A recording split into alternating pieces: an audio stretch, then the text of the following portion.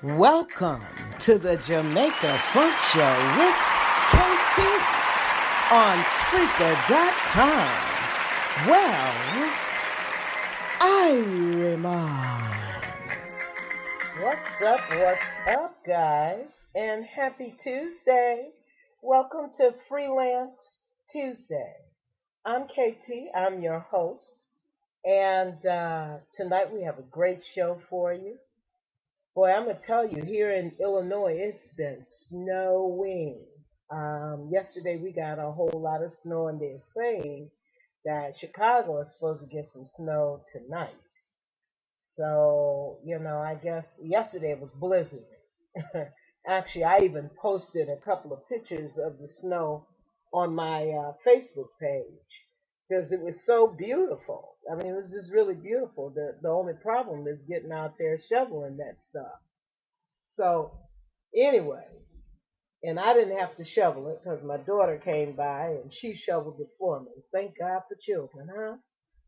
Well, tonight our guest is, first up, Mr. Chris Bass.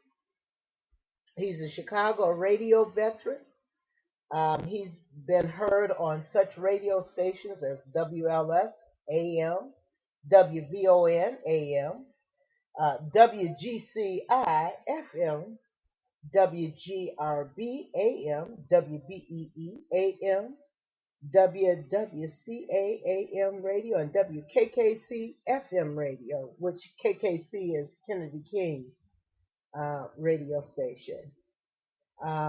So he's our first up. And then the second guest we have tonight is Mr. Alvin Washington.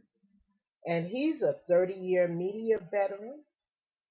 He got his start on rap radio WJPC, owned by Johnson Publishing Company back in 1992. Yes, the owners of Afro Sheen and Ultra Sheen owned a radio station, and it was called WJPC. So he got his start there, and now he's currently Media Relations Director of Windy City Groove Professional Basketball Team.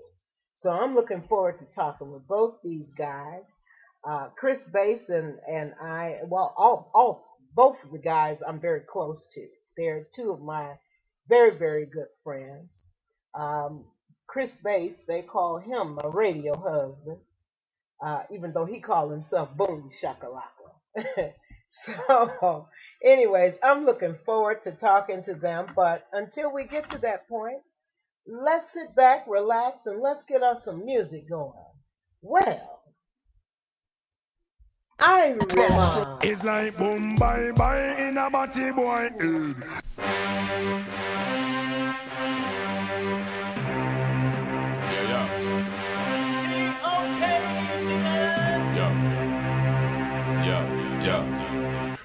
My crew, my dogs, set rules, set laws. We represent for the lords of yards. A gal alone, I feel up my balls. From them a par in a chinchy man can. Disney fire make we burn them. From them a drink in a chinchy man bar. Disney fire make we burn them. Yes, Fidel, yes, Fidel. Do you see what I see? Niggas really doing that. Enough of them a freak, them a carry on them dirty act. Dog nigga on the base, enough of them a lick it back. If them bring it away, pull them up a couple shot, rise up every calico, go rat-a-tat, every chichi man them a fi get flat. Me and me niggas a gonna make a pack, chichi man fi dead and that's a fact. From them a par in a chichi man can. Disney fire make we burn them.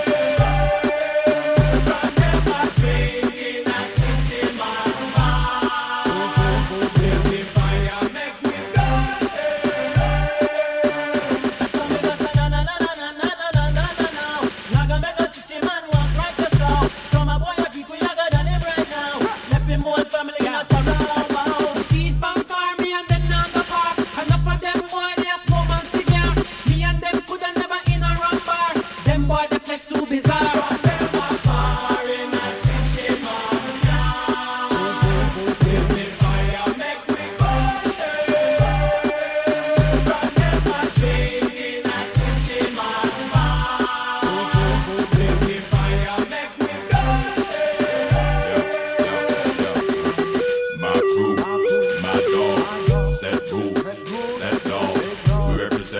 lords of yards. A gal alone I feel up my balls. Again, my crew, my dogs, set rules, set laws.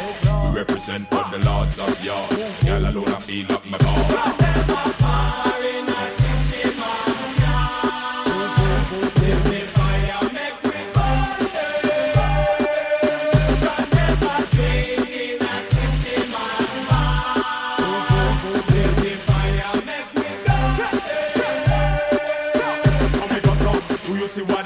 Niggas really doing that. Enough of them a freak, them a carry on them dirty act. Talk nigga wanna base, enough of them a lick it back. If them bring it away, pull them up a cup a shot. Rise up every calico, go rat-a-tat. Every chichi man, them have to get flat. Me and me niggas are gonna make a pack. Chichi man till dead and that's a fact. Them a par in a chichi man. If the fire make we burn them. But them a drink in a chichi man.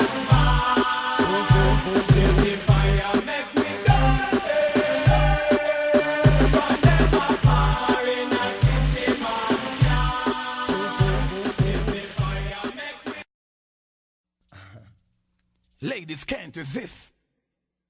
Ladies. This is elephant ghost face this. We have made the girls can't resist. This is elephant ghost face this. Make girls turn and twist. Shoot out. This is ghost face and elephant. Make them girls come again. So go get your bike, go run and tell a friend. It's ghost face and elephant. Hear girls calling. Shizzle, them want it all in. Hear girls balling. All night. Hear girls calling. Them want it all in. Hear girls balling. All night. Me make she say, when we put it in, who no feel listen keen. It hot but she still a scream like Friday the 13th. Shoulda feel the foot a kick up when the dick up off the cup a two she pick up. Flat on her back, who no get up. Never know what's me fit up. Regular me run, regular do me sit up. One more time and then me see she pick up. Like a mom she fit me flick up. She the elephant you get the coat to get up. Who no take it back with a fight she get up. When me get the legs split up, me bend it and send me drill bit up. All bout pan around me see she chip up. Y'all them they all bout to talk. We are the boss, never left we cocking us off. But you know what we love. Girls put me in a first class. Champion Jackie, the winner, yeah, we never run laugh. Get out of control. Oh, them so cold, me love it, see when Batty a roll. Them writing up me pole. We are them at them can't hold. 100 degrees, she ready to come held in a hole. Girls calling, shizzle, them want it all in. Hear them balling, all night. Hear girls calling, them want it all in. Hear girls balling, all night. Yo, it's about that time for me to go in. Now me, I'ma take my time and I'ma ease it in and I'ma ram it in it. Don't you be panicking. Goose dick on your click, stiff as a mannequin. Blow you up, fold you up, tuck the pillow under your gut. Fuck, cause when we fuck, best believe we're gonna get stuck. So take that sugar, and that sugar. Don't be scared, I make that ass a lot bigger. Make you shiver, quiver. Tell your friends put they order in, I deliver. Ghost that nigga. He hit things that make you come quicker. Like hit it from the back and feeling them long dick, yeah. White chicks or sisters, Latin Manhattan bitches. I stay tapping, ragging, those ridiculous. Can't resist this nasty black liquor. I let off from putting it, rubbing it right where your nipple is. Shizzle, them want it all in. Hear them balling, all night. Hear girls calling, them want it all in. Hear girls balling, all night. Yo, this is Tony and Ellie and we smash them hoes. Keep a half a pound of ganja in them dead on rolls. Slamping in the far places like we like kid. We writing shit, murder and keep the walls dead from Jamaica to Staten Island. Y'all put your hands in the air when y'all hear this shit. Y'all start wildin'. Pop one for Kingston. In every hood that be holding it down in the struggle, Tony starts love you. This is elephant ghost face this. We have made the girls can't resist. This is elephant ghost face this. Make girls turn and twist. Shoot out. This is elephant ghost face this. We have made the girls can't resist. This is elephant ghost face this. Make girls turn and twist. Shoot out. This is ghost face and elephant. Make them girls come again. So go get your bike, go run and tell a friend. It's ghost face and elephant. Hear girls calling, shizzle, them want it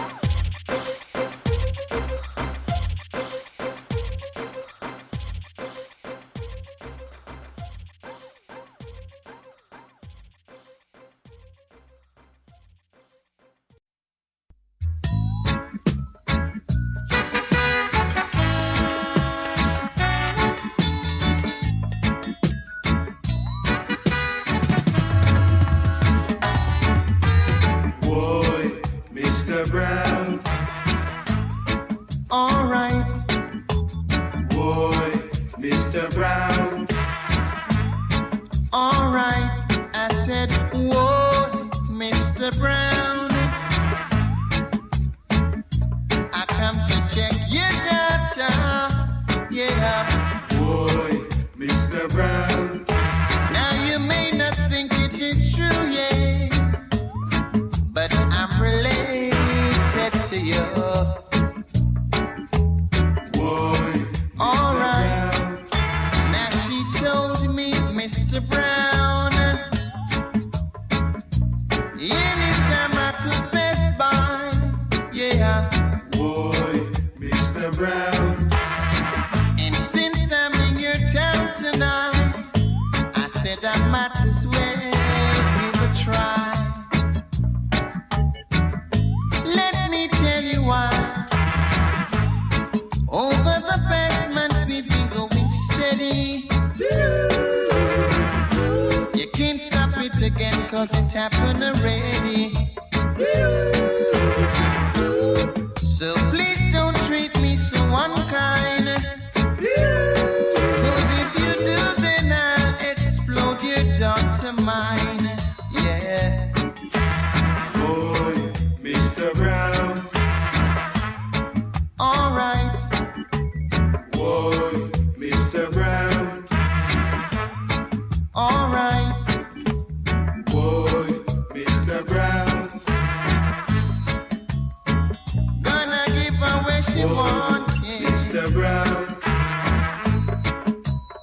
Gonna teach her where she wants, yeah. Mr. Brown. Where she wants, yeah. Mr. Brown. Cause I'm related to you. Mr. Brown. I'm related to you. Mr. Brown. Gonna do what she wants me to. Mr. Brown. Alright. Boy, Mr. Brown. Alright.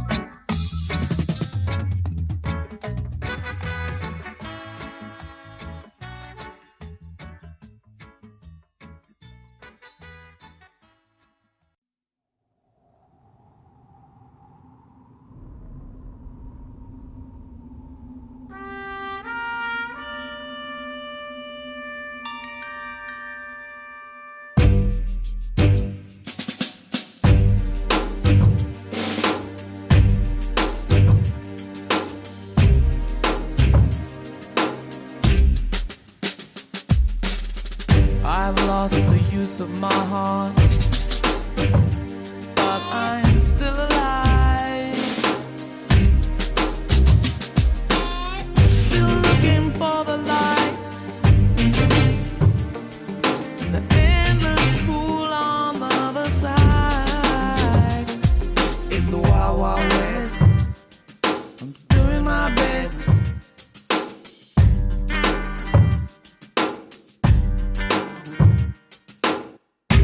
I'm at the borderline of my faith. I'm in the hinterland of my devotion. I'm in the front line of this battle of mine, but I'm still alive. I'm a soldier of love.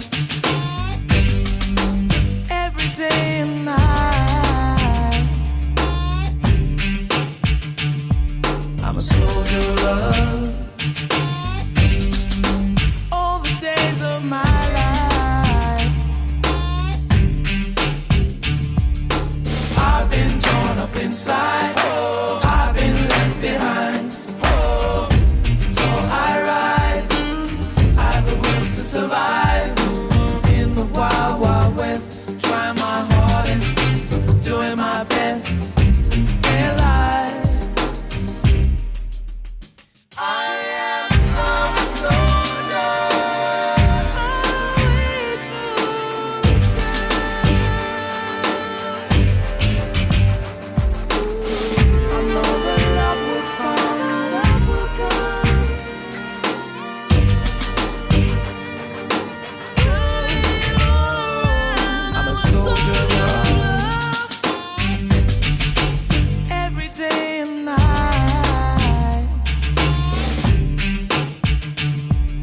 I'm a soldier of love.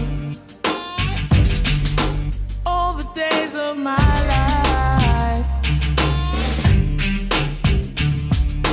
I am lost, but I don't doubt. Oh, so I ride.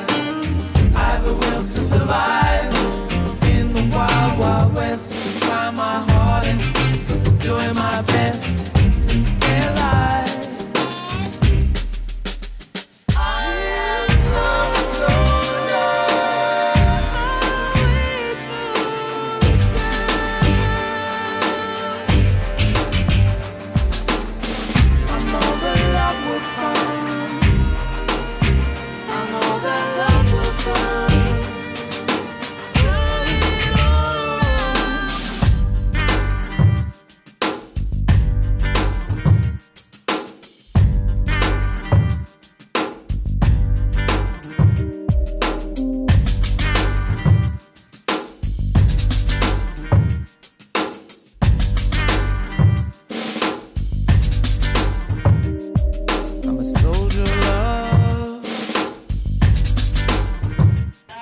I'm a soldier. Still wait for love to come. Turn it all around. Still wait for love to come. Turn it all around. Still wait for love to come. Turn it all around. Still wait for love to come. Turn it all around. I'm a soldier of love. I'm a soldier.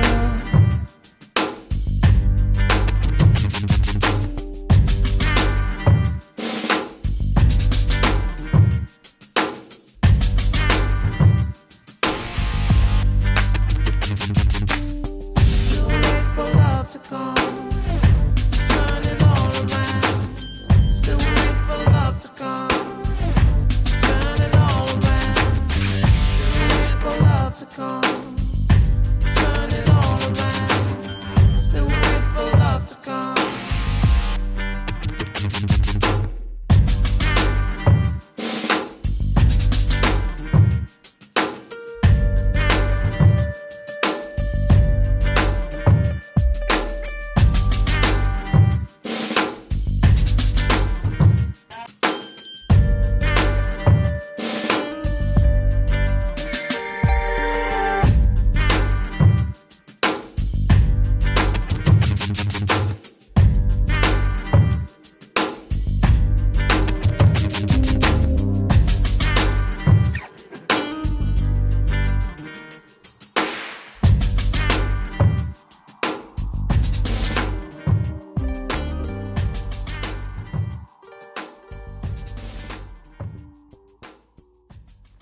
You're listening to the Jamaica Funk Show with KT.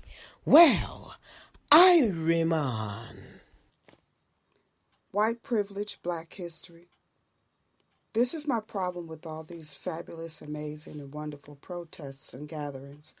All the nations that have come together to help the indigenous people to keep big corporations from drilling for oil on their native land and sacred burial grounds. I mean, we want to keep them from destroying the ecosystem for what could possibly be 100 generations. It's so amazing how every nation came together again and protested in every airport in the country, and how ride-sharing came to a halt. The workers just refused to work, and the CEO of the company, he donated $1 million to the cause. And just thinking about the unfathomable amount of human beings around the world that came together for the Women's March, it blows me away. Even the press and all the mass media are in one accord against the Orange administration because their integrity is in question, as if it wasn't before. Every person I know has an opinion of outrage and disgust, everyone agreeing to that moral outrage because of the actions of the current administration. See, I can call them that at least. But what about us? The disenfranchised black people of this country. We who protested and cried out for help when Trayvon and Michael and Eric and dozens more black men were murdered in their own neighborhoods through the abuse of authority in the police force in this country. Where was the moral outrage of all the nations in this country then? Where were the veterans and the women's rights groups and the Muslims and the immigrants who are being rounded up and told they have to leave now? Where are the Mexicans who are looking at a possible wall built to keep them out of this country? I want to laugh at that, but I won't. Where are the indigenous people? All 60 nations. What's left of 500 that originally lived on the eastern seaboard of this country. The press was there because there was a story to be told and sold to get shares on the market. Where were the judges and politicians making stands and speeches and proclamations, overturning unjust and poor decisions, demanding investigations into each and every one of the officers involved, changing the laws? They have that authority. You looked at us as we marched and yelled in righteous indignation, crying out for justice, begging to be seen and heard by deaf ears. There was a dead silence for many of our non-black communities. And while I really do understand that many of you do agree that the treatment of my people has been deplorable, disgusting, and inhumane, why didn't you come out in droves and become that protective shield that everyone else has with your white privilege? You know, if you all just showed up, that protest would have went differently. But you didn't. Black history tells the truth. Black Lives Matter, the social activism group, has been petitioned to the Senate to be designated as a terrorist group. Whom did we terrorize? When was your way of life in jeopardy? Were you afraid we would march right up to your doorstep and shine a light on your white privilege? Did you think that the financial value of your home would decrease if you showed up? Did you think that your precious children, and they are, would see the evil underbelly of racism that is the beast that devours this country? Progressives, liberals, Democrats, Republicans, you all say all lives matter. And they do. Mine just matters less than yours. And if you think I'm blowing smoke up your ass or whining, there's your proof right there about how you really feel. Come out from behind your doors and windows. Stop using your children as an excuse for not showing up. We know it's a dangerous undertaking to stand side by side with us. We know because we are that underbelly of hatred. We are the disenfranchised. I know you're afraid that the police will not see your white privilege and shoot you too. But this is what we face every day. Do I have to remind you of the bodies hung on trees, metaphorically called strange fruit? We're that strange fruit. Do I have to continue to draw your attention to the young black men burned on a cross and laid on a heap of smoldering wood while white privilege stands around gawking at him, proud of what they've done? Do I have to show you Philip Castile dying from a gunshot wound on social media video, from a police officer who saw him as a threat to society and not a father of the child in the back seat or the wife of the mother in the front seat behind the wheel, begging him to stay alive through the mere virtue of his own will? He died anyway, and the wife was handcuffed, the child taken, temporarily. However, we are called terrorists, and you buy into it.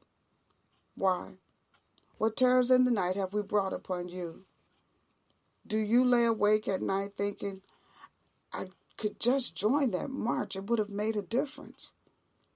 But the police might not have seen my white privilege. All they may see is, what? Human beings standing for the rights of other human beings? You have the power to make the powers that be see me as a human being.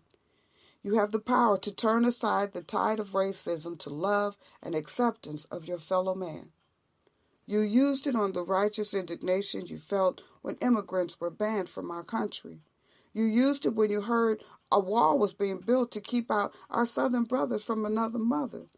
You felt it when the rights of women were being stepped on for the umpteenth time in the greatest march in the history of protests. But when we get together to protest the hypocrisy of our government, the unjust treatment of our people, the genocide of a nation, you go stone cold silent. We continue to cry out for help for all the unjust, discriminatory, and outright hateful actions against us. And you know that they are. but you won't stand with us.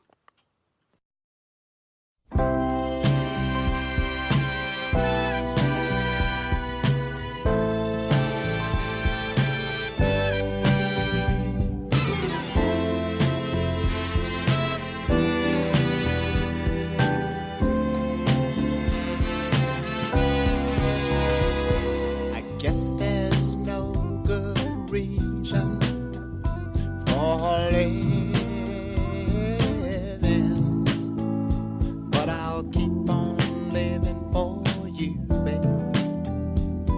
There's nothing else to do, babe, but spend my life holding and loving you. Oh, if I ask you more than 1,000,000 times to forgive me, you think of a reason why that you should make me cry. Don't make me cry, babe. Walk out and say goodbye away from me. Oh, I'm tired of your bright ideas about leaving me. When you know you're not going nowhere but here with me. Here with me. Let me tell you one thing. Stop and think of just how good I've been to you, baby. Please, not causing no trouble for you, baby. The story just can't be true, just baby. Can't be true, baby. How can I convince you, baby? But just tell you the truth. I'm living for you, giving for you, waiting for you. Let me tell you what I know. I'm laying for you, praying for you, working for you. And then my life, I tell you that I'm living for you.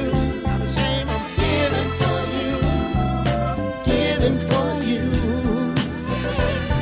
Oh my, I'm laying for you, praying for you. Everything I do, everything I do has to do with you. Something to do with you. Okay, guys, That's why I say that was Mr. Al Green, a blast from the past. You know, it seemed like we're losing all of our old school musicians. We just lost Dennis Edwards. I want to say Sunday. Um, he died right here in Chicago, in a nursing home. So he was convalescent here, and he passed away. And so that's another one gone. We lost Prince, we lost Michael Jackson, and God knows whoever else we've lost. But anyways, beyond that, I just happen to have the privilege and the honor of having my radio husband on the show tonight. Ladies and gentlemen, I want you to give it up for Mr. Chris Bates. I did not know we were named on the radio. She told me so. Yeah, you was my radio husband. Okay. Well, you know what? I'll take it. That's great. You remember when we was on UBM together? Yeah, I do recall that. In fact, the audience listening right now, Casey had a very great show, the same show she's doing right now, Jamaica Funk. And I would have her come on as like a precursor on her Thursday show during that time. And she will be lit and ready to go. And I don't mean like in a real sense, but just her personality and just the energy she always brought. Because always real, as you know her by now. And it was always nice to have you on that hour before your show. I had lots of fun. It was, just thinking about it right now, just puts a smile on my face. Well, we both had fun. We both used to have a real good time. Actually, Chris Bass, with his modest behind, uh, happened to be one of the people instrumental in me doing radio. Ain't that right, Chris? Oh, okay. You know me. I'm not all for that. But yes, that was true. I did say that I thought your show needed more exposure and a different home for your radio program. I suggested at the time Urban Broadcast Media where I was. Yeah, but me and you and Dr. Ron got together. You remember that when they? Oh, please. I mean, Yeah, when we were on Global together. Yeah, we were three the hard way. We sure was. That was some fun times. I really enjoyed you and Dr. Ron both. Harassing me, sexual harassing me. Oh yes, we did. Yeah, yeah, we did. But it was fun. It was a lot of fun, and then me and Chris got the opportunity to work together at Urban Broadcast Radio, and Mm-hmm. that was a great experience in itself. I've learned a lot from you. And Oh, you're too kind. well, yeah, let me just tell you a little bit about Chris Bass. Chris Bass has been on radio stations such as WLS, which is on the AM side of the radio, WVON, WGCI, WGRT, WBEE, WWCA, and WKKC, Kennedy King College. And his alma mater, Columbia College, he was an instructor over there from 2000 to 2003. I mean, Chris, you've done so much. You're on VON right now, aren't you?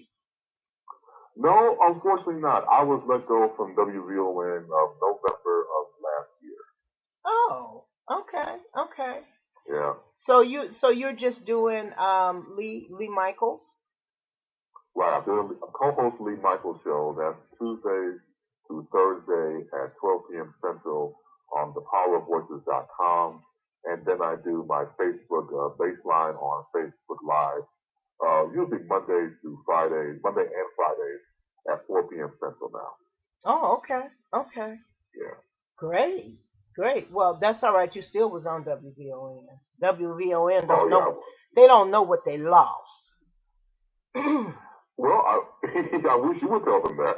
It would be too boastful of me to tell them that. But look, as you know, in any business, things happen for a reason. It's out of the spell of your control. And I'll go one step further. I mean, when I was let go during that time, I was contemplating leaving anyway. Mm-hmm. So when I was let go, they just did me a favor like a month ahead of time. Mm-hmm. Yeah. Yeah. Well, that's all right. Still, they just don't know. Their loss is somebody else's gain. And it's absolutely okay because the universe always has something great for us. When it take one thing away from us, it usually gives us something to replace it, and it's usually better than Absolutely. than what we had before. Your lips to God's ear. That's right. So, Chris, what got you into radio? How did you get started in radio? Well, to tell the tale, when I was 6 years old, my mom and dad had given me a replica 1930s style radio for my birthday. And I liked the little walnut looking radio device. And once again, it was nostalgic because I liked that, and I was gravitating towards that. Mm-hmm. At the time, radio station WVEZ, which is now public radio, before that was owned by the Chicago public school system. And during the week, they would have old-time radio shows at night, like at 8 o'clock at night, Monday through Friday. And I liked listening to old-time radio because you get a chance to use your imagination, whether it was The Shadow or The Lone Ranger or something like that. Your imagination ran wild. And for me, it did. And then when I got older, into my teen years, I realized that, maybe I can try to give it a shot in radio because all these great personalities and music was coming out of this radio, and it seemed like it was magic for me. So I was drawn to radio at 6 years old, and then I realized that by the time I hit my teen years, I wanted to be on air, I wanted to be on radio, and that was really how I got started. Oh, okay. Okay, so what was the first station that you worked at? The first professional station I worked at was WBEE in Harvey. For those of you that know, Harvey is the south suburb of Chicago. Mm-hmm. And that was my first deal, and I did 2 years there. I used to host a night program from 6 to 10 p.m. called The Night Train. And I was the host of that, and I played jazz music. Yeah, that's where I think Purvis Span, didn't it used to be a blues station? Oh yeah, it was also jazz and blues format. The most thing was the high profile format was mostly jazz, and Herb Kent, the late Herb Kent, got his start there. Mary D is still with us; she got her start there. So all these great local talents had come through WBEE, and I got there around 1991. Oh, okay. At the time, I was 22 years old when I started professionally. Oh, okay. And did you have any formal training before when you started, or did you just kind of, fall over in there? No, it was interesting, how life works. The only acumen I had about jazz music was through my dad. My dad always played jazz music in the house growing up, jazz and blues. Mm-hmm. So all the stuff that he played over and over and over and over again is something to my head. So I got to BEE, I already knew what to play because, of course, they provided music for you. See, back then, you can pick your own music and you program your own shows. So I was able to go to the library and go through Joe Williams and Frank Sinatra and Nat King Cole because my dad played in the house all the time. Mm-hmm. So the acumen came from my dad playing all that music during the time, especially if he got drunk. Because he got drunk, and he would play B.B. King and Bobby Blue Bland and stuff like that. Yes, baby. Blues destruction songs. You gotta have a fifth alcohol value when you start listening to blues. Yes, baby. I used to play WBEE early in the morning because I think that's when they had their blues show on.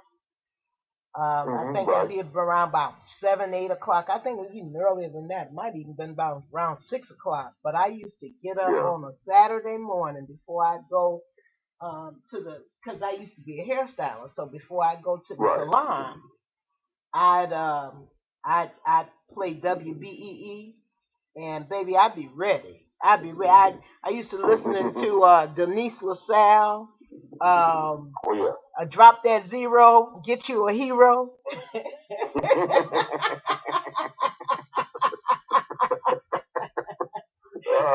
Oh, that's great. Yeah, I love me some blues, and actually, my love of blues came from my father. My father owned a record store. Oh, I didn't know that. Okay. Yeah, owned a record store on 47th Street in Chicago on the South Side.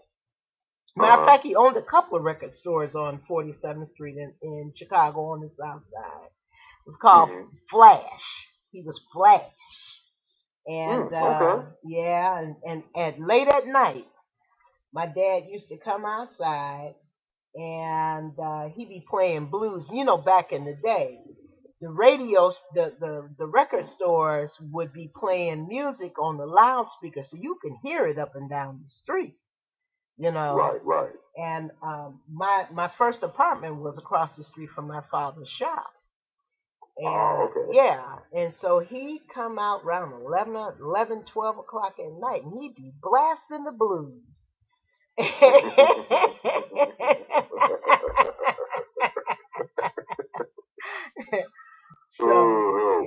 good stuff.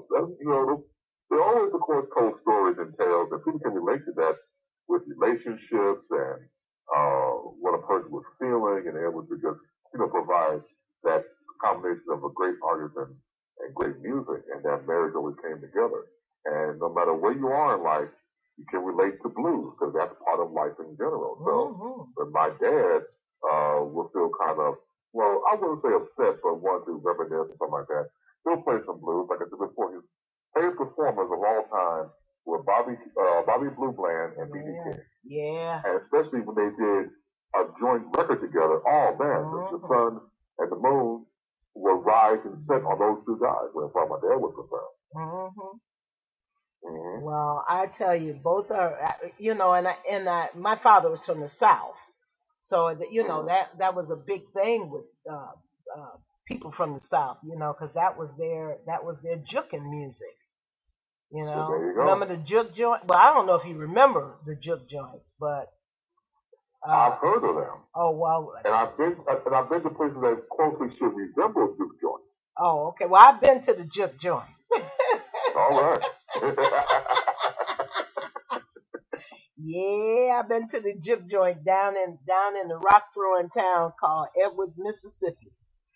And shucks, down in the juke joints, I tell you, you get some real good blues down there.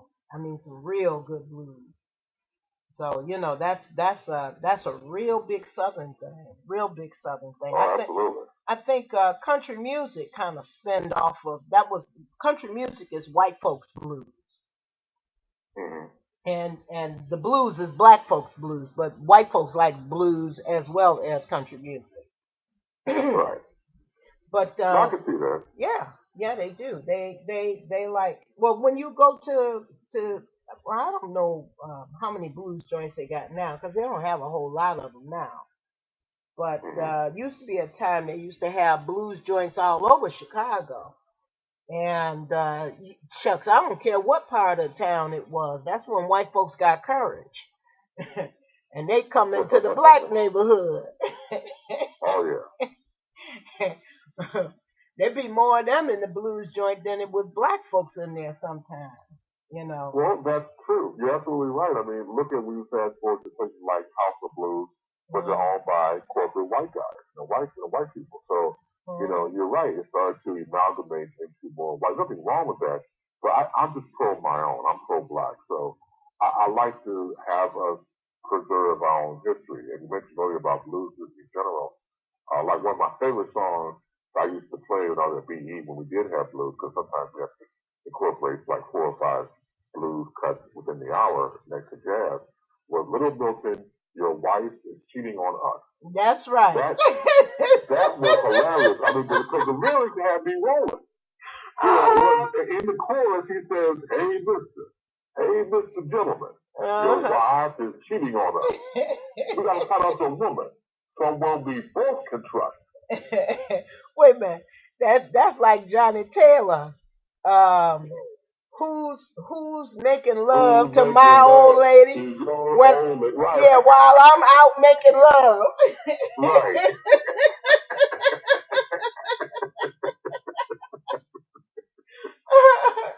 Oh man, always have me rolling, man. Yeah, who's making love to your old lady while you was out making love? Oh. It's scary. I mean, kept me rolling. Somebody laughing out loud. But wait a minute, Johnny Taylor saved a lot of marriages because he told men, he said, look, it's cheaper to keep her. Sure did. Johnny said, when you get through when you get through staring that judge in the face, you're gonna want to cuss the whole human race.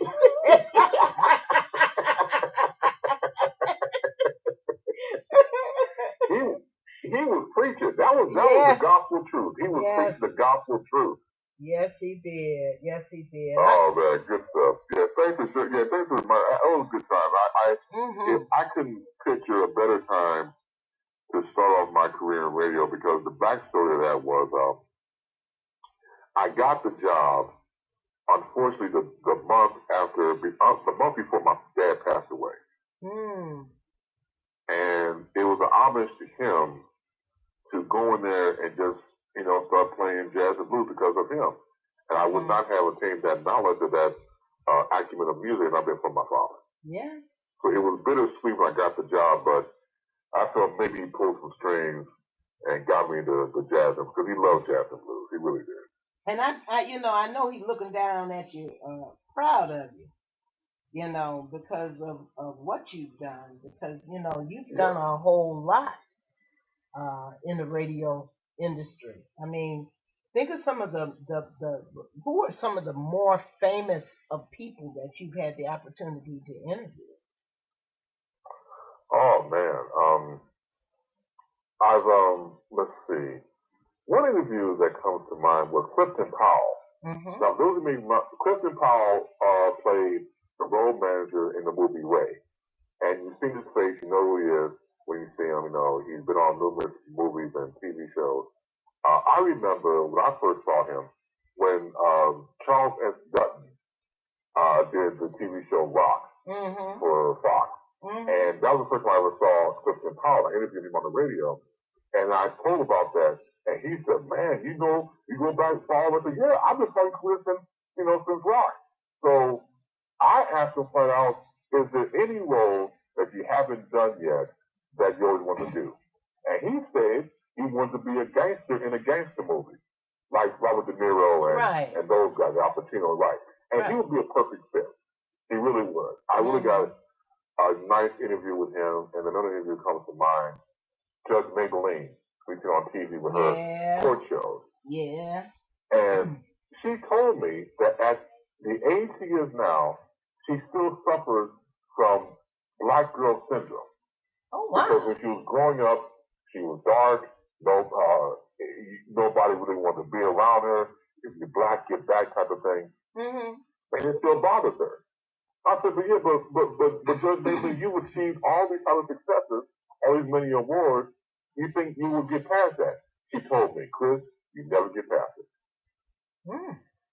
Wow. That was, and I was very surprised. Wow. Yeah. What was she in her 40s or her 50s at that time?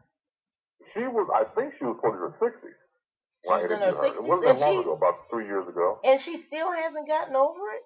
Yes. Wow. I told you it was a shocker. Now, I'm not really shocked and awe when I do interviews, but that shocked the hell out of me. Yeah, that would have shocked the hell out of me too at 60. Yeah. Because 60 is when we don't give a damn. Thank you. Right. You don't give two damn. I don't give a damn. You can shoot. It doesn't matter. I mean, I had my 60th birthday last year. So. Oh, okay. Congratulations. Thank you. And hell, the way I feel now, I don't give a damn. I don't care. See what, know what, say what. You just go right ahead on and help yourself if it make you happy, good. Right. Because you travel the road that you're supposed to travel and continue to travel, and you're comfortable in your own skin, literally. And so when I heard it from Judge Maybelline, like I said, I thought she was joking at first. But she was very serious and told me that stigma still is bothering her. And I said, I said, Judge, look, I know what you're saying, and I'm thank you for sharing that, because I never would have known that. But I think because of all you accomplished and continue to accomplish, that would have been thrown away a long time ago. Yeah. Well, at least by 60. You would think, right? Yeah, and I mean, at least by 60, because when you're in your 50s and your 60s, that's, you kind of go in that direction. You get to the point where you get tired of the okie doke, right. People running game on you and all of that. You get to the point where you ain't trying to have no drama. It's like, no, you don't. And you at that point where you just really don't care, what somebody else think of you. That because you understand by the time you 60, they got a brain. They gonna think.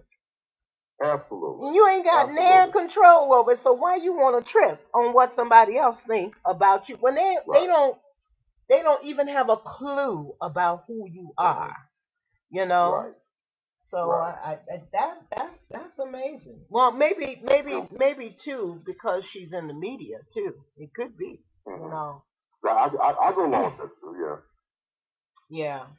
So who else? I know you've done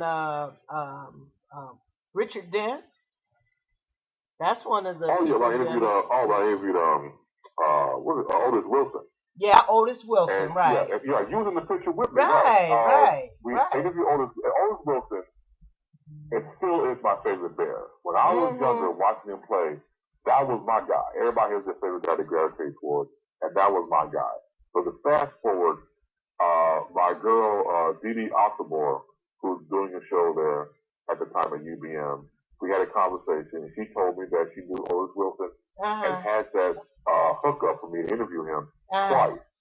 And I was so ecstatic to interview my all-time Bears hero. He is salt of the earth. Wow. He's real, as you've seen for yourself. Yeah, And yeah. just a great guy. Just a fantastic guy. I met Otis Wilson, my favorite Bear, because I was business partners with Connie Payton, Walter Payton's wife. I remember you mentioned that, right? Yeah, during the '85 Bears, my favorite Bear was Greg Latta. I love myself some Greg Latta. That boy, shoot, I love myself some Greg Latta. He was a lot of fun. I mean, he was just a fun, down to earth, regular kind of human being, and he passed away at an early age. You know, he passed away early, but that was my favorite Bear, was Greg Latta. He was my favorite one. Otis, I think Otis Wilson was one of the finer ones, you know, and Walter Payton had a nice derriere. He did. Well, I'm glad you're commenting about that. You know? Because if I didn't know any better, you're envisioning his derriere in your mind. You said that. Oh yeah, I was. You could sit a glass on top of it. It used to stick out so. You know, I go over to his house and he'd be in him shorts, and his butt used to just stick out. You know. And you can sit a glass on top of it. Oh, stop it. All right, then. Okay, I guess it's fair because that's what guys say about, the female butt. You could start putting, silverware and cups and everything else and glasses, and they won't move it in. Right. Well, that's the way, what the men used to say about the women is you could take her butt to Cottage Grove. Also like to say, man, her butt's so big, when she gets on the bus, she has to pay 2 fares. One for herself and one for her butt. That's right. Yeah, well, I tell you, that doggone Walter Payton, that boy had it. And he wasn't a big boy. But he had a butt on him. I'm like, I used to go there, and I'd see him walking through the house, and I mean, you look at Walter and that butt, it's like, damn, boy, where'd you get that from?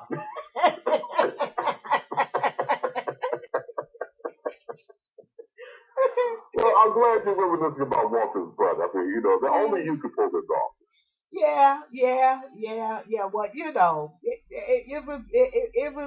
it was interesting, and I just remember back in the day when I used to go over to their house, and Walter was more of he was a prankster.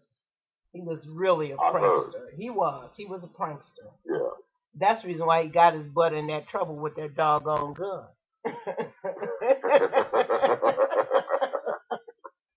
Oh man, that's good stuff. Yeah. Another interview comes to mind real quick. In fact, I was at WVON about last year, as a matter of fact, and in the studio, I got a chance to interview Albie Shore. Oh, okay. And Albie's in the studio with us, and Albie Shore's voice is deep like mine. Oh, okay. Which, of course, not a singing voice. He sings, like a, yeah, he's got a high pitch. He got a high pitch voice. Right. But when he sings, but his speaking voice is very deep like mine. So I'll never forget, we were doing the show, and it was me and some other co-hosts, and so he said, I don't want to come behind that dude, being voice-wise. And we started to laugh, and he's like, dude, you got a deep voice that's almost as deep as mine. It's not deeper.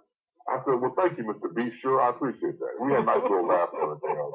And I asked him about the late, great Heavy D. And I asked him what he think about that. And he told me that it was him, meaning Al B, that got Heavy D to come to Uptown Records. Oh, okay. And, Okay. which I didn't know. I knew that him, meaning Albie Sure and Heavy D, all went to money, what do they call it, money earning Mount Vernon, Mount Vernon, New York, together, and they met in high school, which was tight, and so it was Albie Sure that introduced him to Andre Harrell, I believe, over there in Uptown, and got his start from there. Wow. Yeah. Now you interviewed some of the stars from Empire too, didn't you? There's no. In fact, I tried to because, and you, I remember this. They filmed an episode next door to the church at UVM at Doc Finney's church, and they couldn't secure any interviews. I really wanted to because, you know, that's when the birth of Empire was really taken off at that time. Absolutely. Because we did get a chance to interview them. It would have been nice, but no dice. I was told they tried. But they came up empty, unfortunately. That would have been sweet to interview somebody from that cast. It really would have been. That's during the time I was actually out ill. Because I'd have been bold enough to go out and ask them for an interview. But I happened to be ill. Got it, though. Yeah, I probably would have. I'm banking on me. Ain't no problem. Look, people listen up there, KT, when she was reminded of something, she gets it done. Yeah. And I've seen this woman work. And if you would have said, I'm going to give me somebody from Empire, even if it's Taraji P. Henson, I'm going to get it. I believe you. My money will be on you. Yeah, well, you know, I was always told the best way to get somebody to be on your show is just ask them. You know? Yeah, very simple. Yeah, exactly. I mean, it's real simple. Just ask, you know, and you'd be surprised. They just might do it. So, Chris, tell me something. What do you see as a difference between radio back in the 80s and 90s, you know, back in the day, to radio today? What's the differences? The difference, unfortunately, is greedy corporate. And let me explain what I mean by that. Let's go back to the 80s and 90s in that time. You had individual-owned properties and radio stations. On the air, locally, you had some of the most phenomenal talent ever to come through this way here in Chicago. I was very blessed and fortunate to not only be born here, but to listen to the caliber of talent back then. So, for example, Doug Banks, the late great Doug Banks, comes to mind. It's still hard for you to say late great because I got to know Doug over the years, became a personal friend of mine, and to talk about him in the past tense still bothers me, but he was the man. Tom Joyner, of course, here in Chicago. Also, we had some great local talent, whether it was on AM or FM. We had Stephen Gary, Chet Copic, Jonathan Brandmeier. I go on and on either side of the dial because AM and FM, you really had to hold your own during the show, obviously. And these people brought it. Yvonne Daniels with the Steel. My personal mentor, Ty Wansley, was the one that I started to talk radio because of him. Ty used to do a show on when 1390 WGCI AM was taught. He did the morning show and also was program director. And so I was 19 and heard him by happenstance. I was a fan ever since. And because of Ty, I got a chance to meet him personally, became his producer, and was able to learn talk radio from him. And had not been for Ty Wansley, I would not be here talking with you about my background in talk radio. That was my man, and I love him very much. Unfortunately, not with us. He also had passed away. But yeah, he did. You take that into consideration. Now, you fast forward to now, it's all under one company or two companies, whether it's iHeart or Intercom or something like that. It don't get me wrong. I don't begrudge that, but at times it can take away original programming from different stations. Because sometimes what they do is they want to cookie cut it and everything sounds the same. I like variety. I like different people. I like different shows. And I think that we've abandoned originality for the same cookie cutter programming and style, which is a detriment as far as I'm concerned. And thank God for the internet. Because the internet that's what I was about to say. A variety of content. Yeah, and that is actually the difference is that your variety now is coming up on the internet. Basically, yeah, you got iHeart. iHeart is trying to monopolize because iHeart is the internet is feeding into iHeart, Right. and terrestrial is feeding into internet as well because that terrestrials. I mean, it's almost like a dead dinosaur. Oh, absolutely. Absolutely. I don't knock it. I mean, hell, I just came from WVON recently, so I don't knock it. I don't begrudge my beginnings.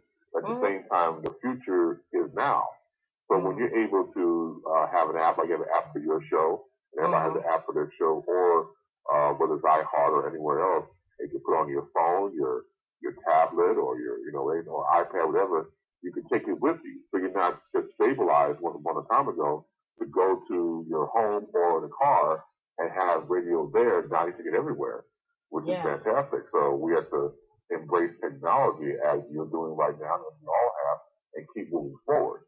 So when you look at it from that perspective, it's a plus, but everything has its negatives to it.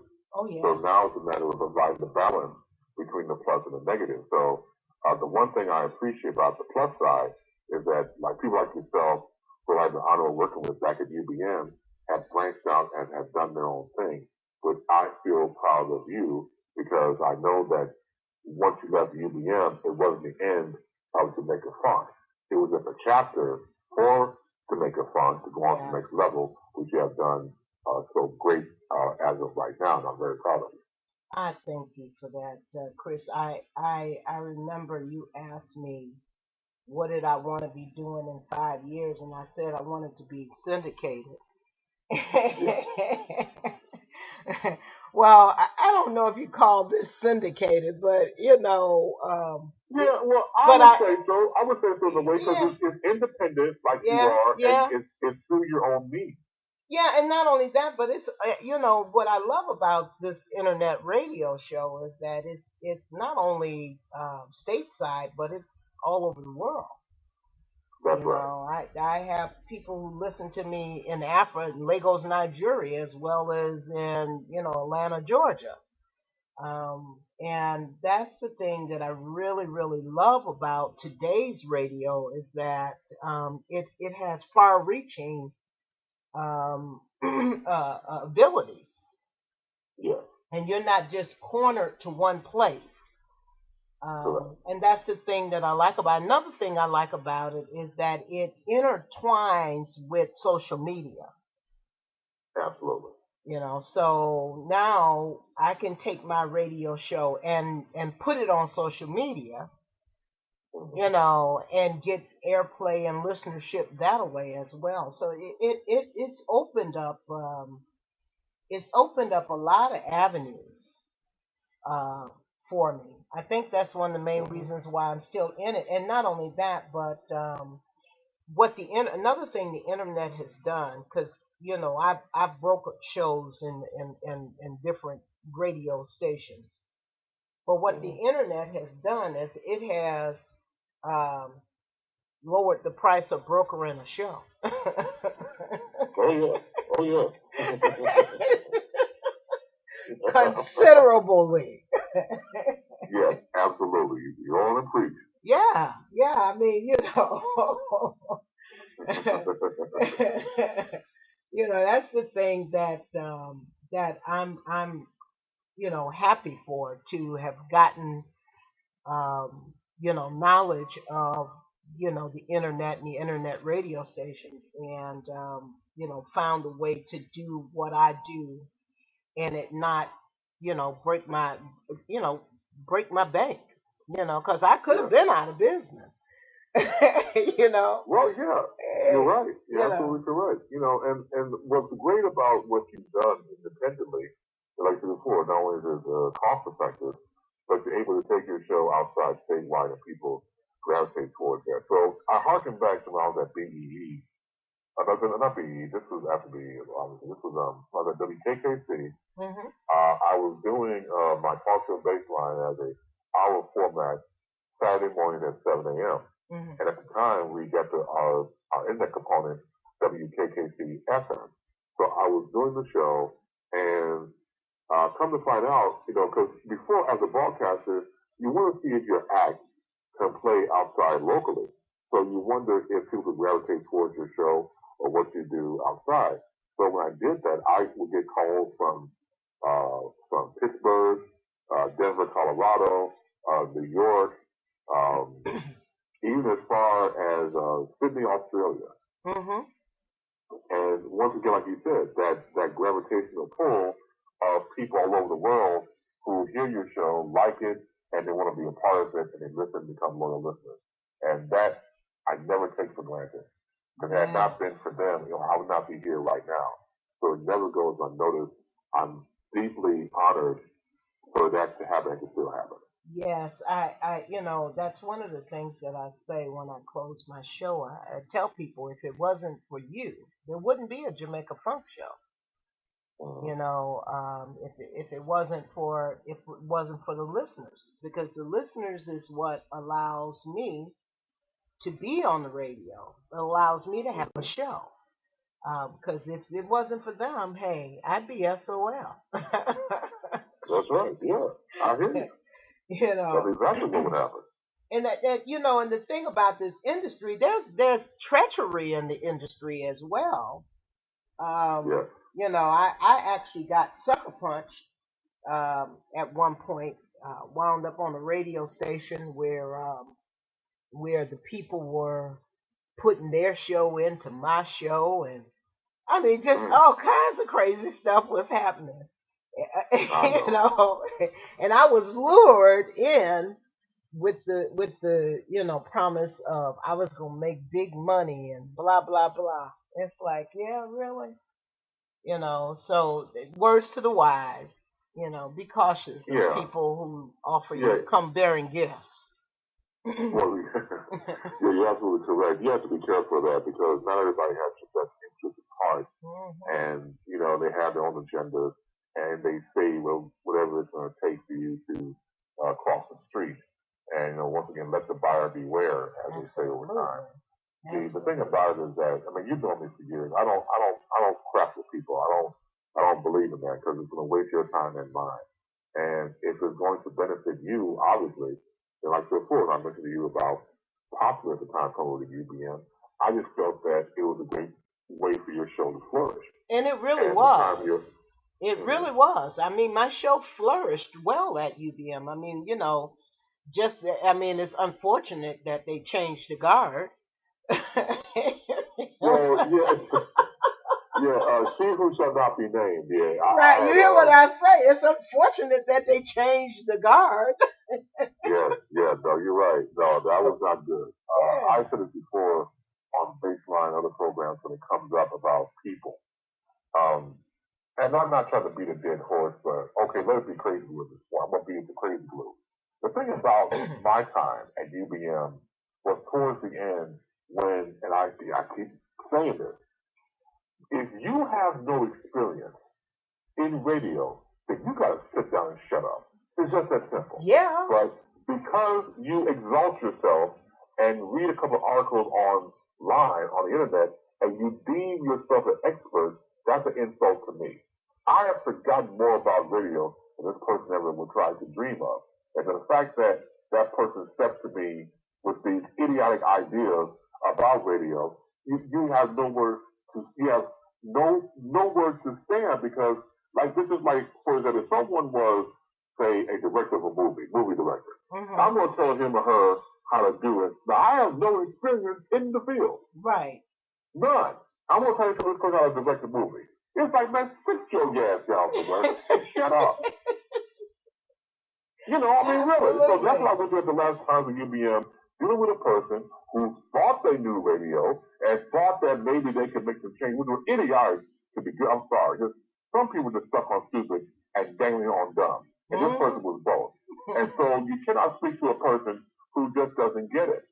So it was a part of the ways. I don't think it had to be, but things happen for a reason. It was just my time to go. I put in 3 years. I hope that my 3 years meant something. I hope that my contribution was strong. to help UBM along the way. It was fun while it lasted. And I was glad to meet people, great people like UN, and just run its course. But the way it ended, I didn't like because I could not stand stupid people who think they know radio and don't know a damn thing about it. Well, that's why I've been doing radio now for a minute, and it's insulting to me. Well, that's why I made that statement. They changed the guard. They put a They sure did. a dumbass guard dog at the gate. Sure did. Right. Dumbass dog gonna go after bone. Did you hear what I say? Yeah, yes, please. You preach to the choir. she didn't. Wait a minute. That guy didn't know a bone from a rock. Thank you. You know, and they put her there, and it's like, it just made you scratch your head and say to yourself, you know, really, you know, it's like, what can you say? You know, because the same way you wound up leaving is kind of the same way I wound up leaving, you know. Right. And that's right. You know, it's like, okay, well, we're gonna move on. But it was fun while it lasted. I did enjoy it. It sure was. I did enjoy it. Too. You know. But Chris, you know, we've actually talked almost an hour, baby. Shucks. Hold on a moment. That's how we rock it. That's how we rock it. Yeah. You know that. So wait a minute. Let me take a quick break here. And we're going to come right back with Chris Bass, guys. You're listening to the Jamaica Funk Show with KT. Well, I remember.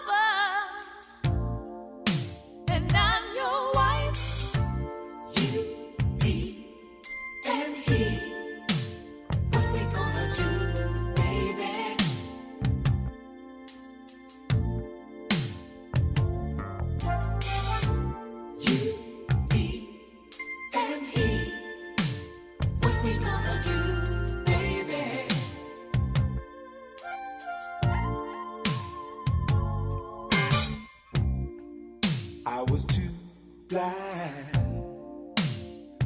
to see. I never thought it could happen to me. Then I knew, things had changed. 'Cause when we made love, you called out his name. So much tension. 'Cause we're living a lie. By and by. Whoa. Not to mention, can we give it a try?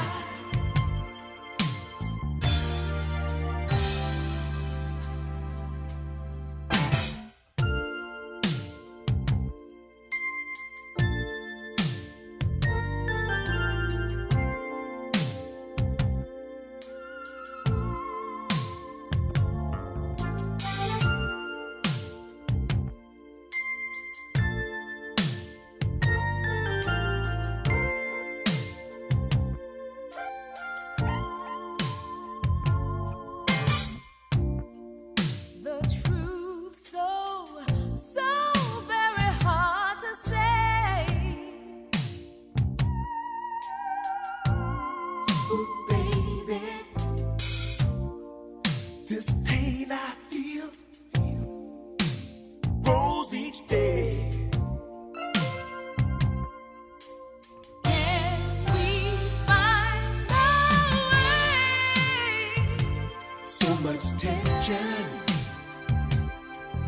'cause we're living a lie.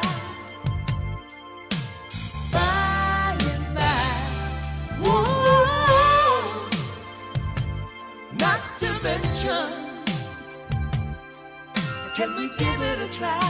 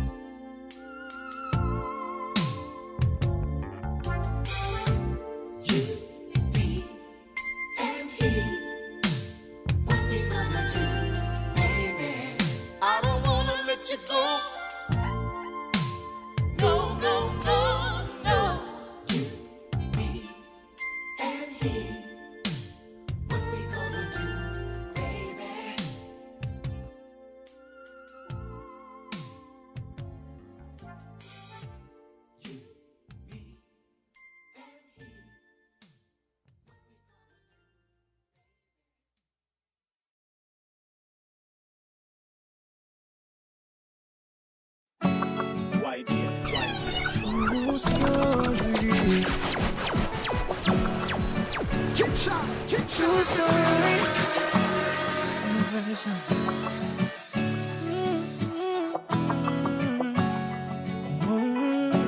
In the mix with DJ The other day a youth come check me. Somebody when me call me fam. The two of we a reason both where we a come from. Me tell him me a fly out a morning because of the hit songs. Me tell him say a company sign me and them a give me about 30 million. Me coulda see it now myself. You never happy for me. Make people so bad mind, yeah. Make you not happy for me, boy. Look how long we apart. Look how long we apart. No one time for me rise, and you don't look happy for the stars. Get a youth. Careful who you tell your secret. I know everybody happy for you. No feud fi fly out a morning, and somehow them not happen fi go. See a bad mind people, dirty heart people, make them so evil us. The same one you call your friend are the worst, them I'm free for you.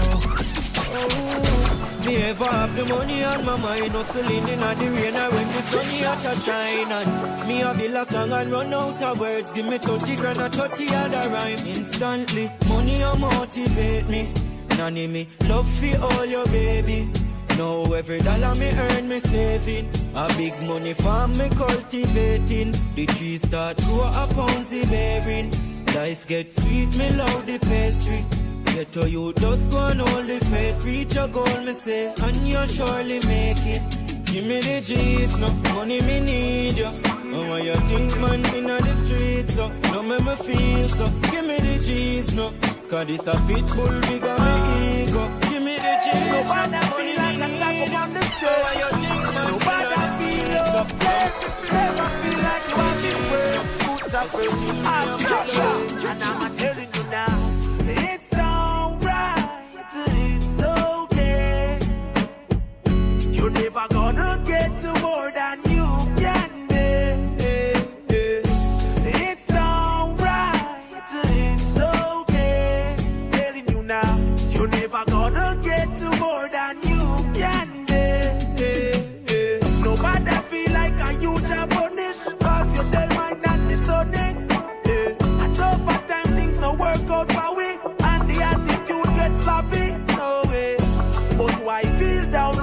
You no get. You might not get the ones, but your needs are met. So anytime you feel like being ungrateful, remember that the next man is in a casket and say, it's alright, it's okay. You never gonna get to more than you get. Just too grand. A juvenile will take your life away, and your best friend will put you up his cell.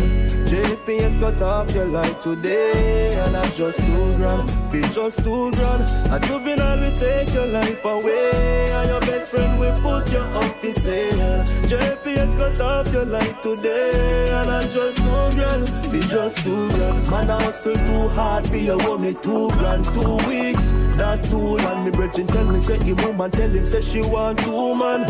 Cause she tired of the 2 grand. Over Guyana, 2 grand, can't buy nothing. So them a dig for the gold or a draw for the soap. Hard the road of opportunity, no easy for you. So we have to elevate from the struggle. It's just too. Motivation is a strong word in relation to the word.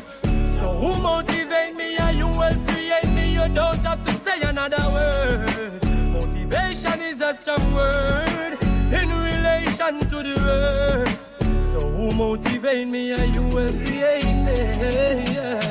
When me stress out and tired, current get rich, so me number that feel wired. Back in the days, me sing a song, me zeal fired. In recent time, me contemplate to retire. Oh, few YouTube and inspired. Greatness lift the people's spirit real higher. Look what transpire when your song gets admired. Send me a go bus, me could no call them a liar. No, motivation is a strong word in relation to the word. Them tell me stop so call who motivate me and you will create me. You don't have to say another word. Tell them Rastafari is his magic. Motivation is a strong word. Yeah. In relation to the word. Oh mama, Selassie did the earthly father. Stick to the roots, don't learn the order. Cause whether you are light skin, dark skin, mama Africa. Remember not forget Selassie law. Equal rights and justice, one aim, oneness, one love, we're so blessed. Spreading it across the nation with higher meditation. Judge our motivation. So, Rastafari here, we not stop for Rastafari here. Never gonna drop Rastafari here. We are begging to the same. Rastafari here, not stop for Rastafari here. Never gonna drop Rastafari here. I am begging to the same. So guys, if y'all are just joining us, I'm talking with Chris Bass, radio legend, radio veteran.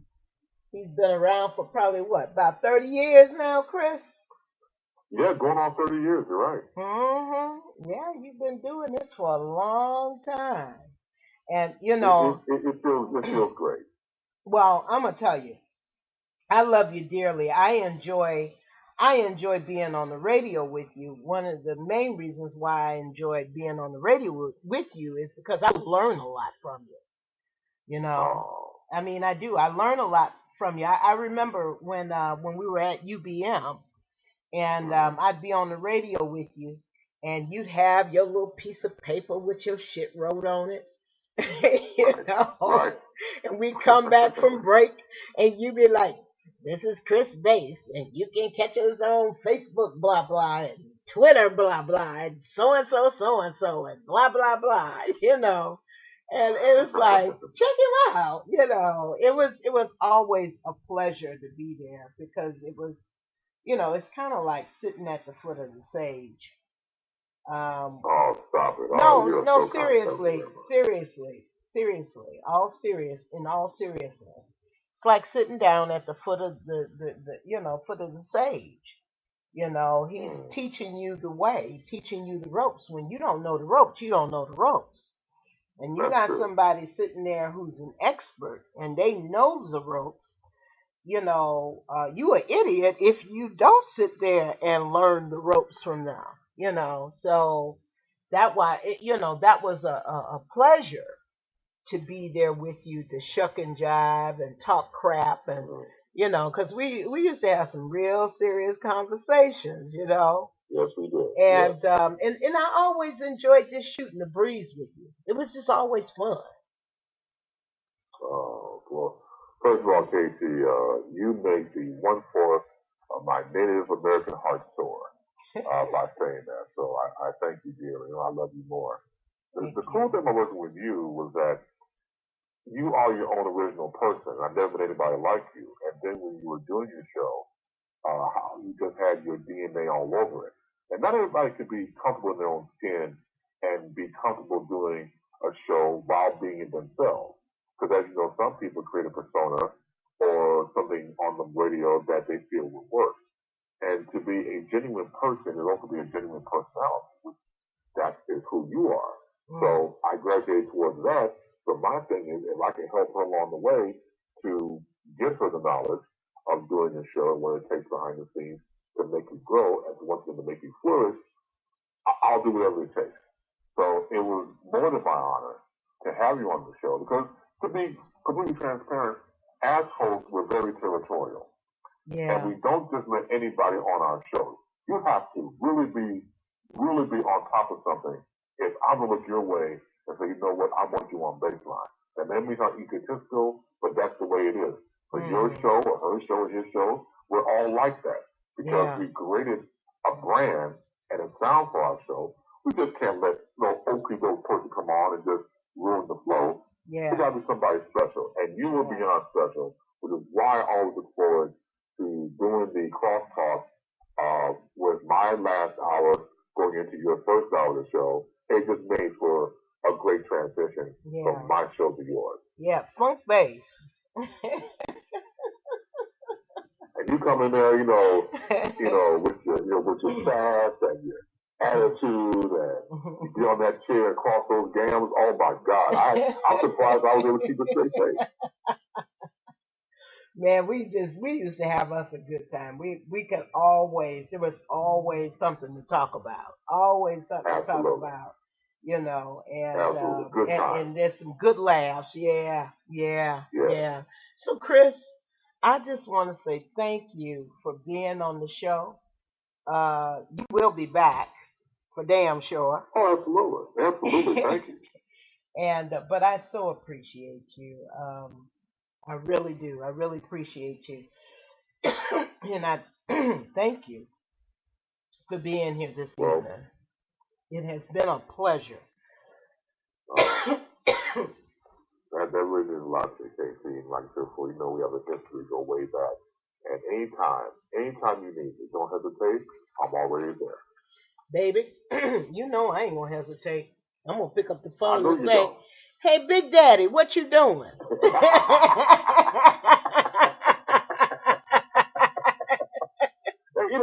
I got to notice before I go. Probably this is one of the first ladies I ever knew that called me Big Daddy consistently. Yeah. Because every time I see you, like you be with somewhere, hey, Big Daddy, I'm like, and I call around. And people call me Big Daddy. Hey, what's up, Big Daddy? Not you, dude. I gotta have it from a lady. Yeah, you my Big Daddy. Oh, well, thank you. You are too kind. You're very sweet. I don't mind. I'll take that. Yeah, I know you'll take that. Shoot, Big Daddy. That's right. Shoot, Big Daddy is like calling somebody, "Hey, sexy daddy, come on over here." Shoot, you call him Big Daddy. Big Daddy. See that? See, only you can say it like that. You are a trip. I'm telling you. The people, you have a great host of KT. KT is the grand lady of reggae. I'm telling you. And I'm telling you, I can't say, I won't even try to say how she says Ariman, because I don't want to insult her, but it's only the way she can do it. And thanks to her, I'm drinking more Red Stripe and eating more jerk chicken. Yeah. Well, baby, I will be calling you. I'll be calling on you and getting you back here on the line because I so enjoy you and I enjoy your spirit. And thank you so much for being on the show this evening, Chris. Well, thank you, KT. It's more than my honor, and I thank you very much. And thank you for listening, audience, for taking time out to listen to this and have me on your show. Thank you so much. You're welcome. Ladies and gentlemen, that was Chris Bates. Well, Ireman. Yes, sire. Some girl I move like them a killer, but them have a circle and the tarantula. Yes, sire. I've been a man on 2002 there. But what?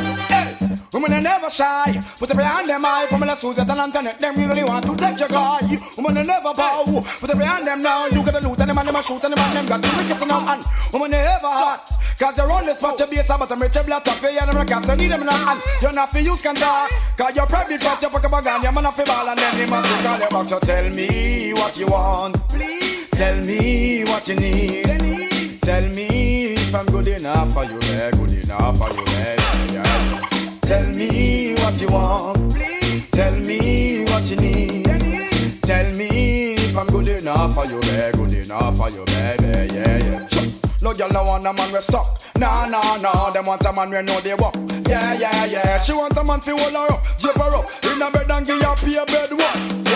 Yeah. No want no man we a jerk. No. She want a man we know the work. Yeah. She want a man fi work her hard, make she run up in the yard and migrate from the earth. But just see her daddy, me and Patsy a work. Me bust a far blouse and draw down her skirt. The girl she a go on like she don't really want her. Now look how much the girl bust me silk shirt. But tell me what you want, please. Tell me what you need. Tell me if I'm good enough for you, baby. Good enough for you, baby. Tell me what you want, please. Tell me what you need. Tell me if I'm good enough for you, baby. Good enough for you, baby. To me tell them say sima. Them a get brand new bima. Then me go check all sala, and him go tell me about a girl named Angela. You see her walk on her, but you see no one no fruitella. First walk she get the girl a ball, say a pepper. You me know a volcano, this boy live in a girl. This a DJ a lava. Tell me what you want, please. Tell me what you need. Tell me if I'm good enough for you, baby. Good enough for you, baby. Yeah. Tell me what you want, please. Tell me what you need. Tell me if I'm good enough for you, baby. Good enough for you, baby. But girl, woman never shy. Put every hand them high. From the suit and internet, them really want to take your guy. Woman never bow. Put every hand them now. You got the loot and them and them a shoot and them and them a feel wicked now. And woman never hard. Cause you run this party place, but I'm a table top. You're not a cat, so need them around. And you're not for use contracts. Because you're private fat, you pack up a gun, you're man off the ball. And then you have to call you back. But tell me what you want, please. Tell me what you need. Tell me if I'm good enough for you, baby. Good enough for you, baby. Yeah. Tell me what you want, please. Tell me what you need. Tell me if I'm good enough for you, baby. Good enough for you, baby. No girl no want no man rest up. No. They want a man they know they walk. Yeah. They want a man fi hold them up, mash them up in a bed and give them pay bed work. Yeah. No want no man we a jerk. No. They want a man we know they work. Yeah. They want a man fi work them hard, make them run up in the yard and migrate from the earth. But you see how day, me and the work. Me pop far blouse and draw down her skirt. But she a go on like she no want get honey and warm and the girl bust up me silk shirt. But you me I guess I shouldn't be surprised that my beginning was his end. After all, we were just friends. Although in my world, I was his girl, so I would pretend to be his wife. Saying shit like, it's only so many years in a woman's life. Right, so I gave him 3. Yet he had the audacity to step to me on this Donnell Jones, I don't know where I want to be type shit.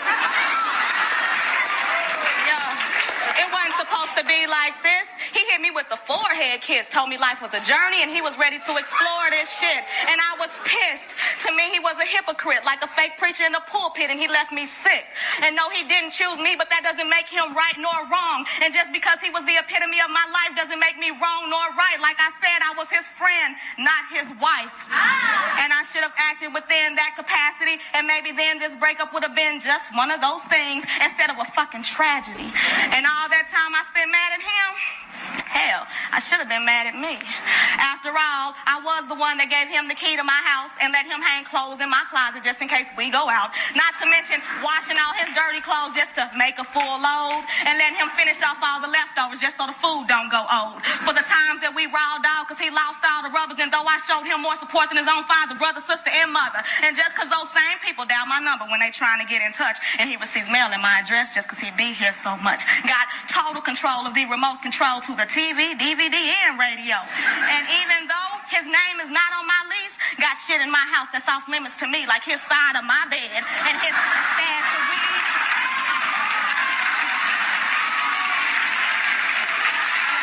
But none of this obligates him him to me because not once did we exchange vows. And if I knew then what I know now, I probably would have listened when he said it was some shit he had to get up out his system. But see, I was too busy bitching, jumping bad like I was gonna hit him. Cause in the back of my mind, all I could fathom was how much I was gonna miss him.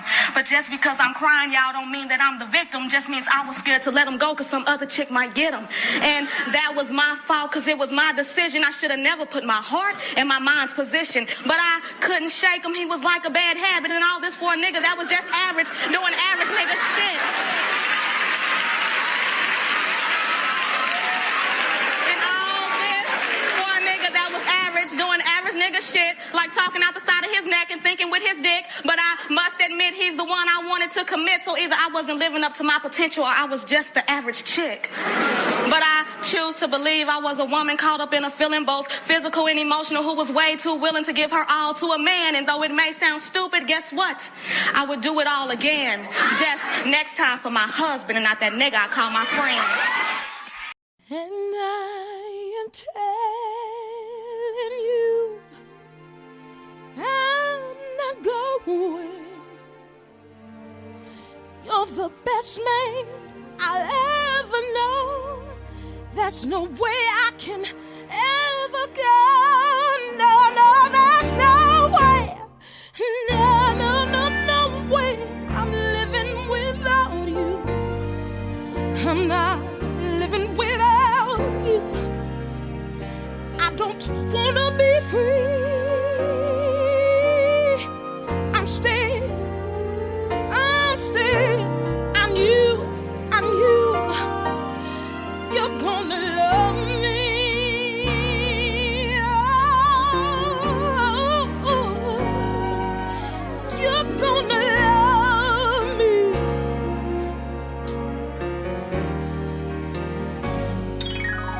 And I am telling you,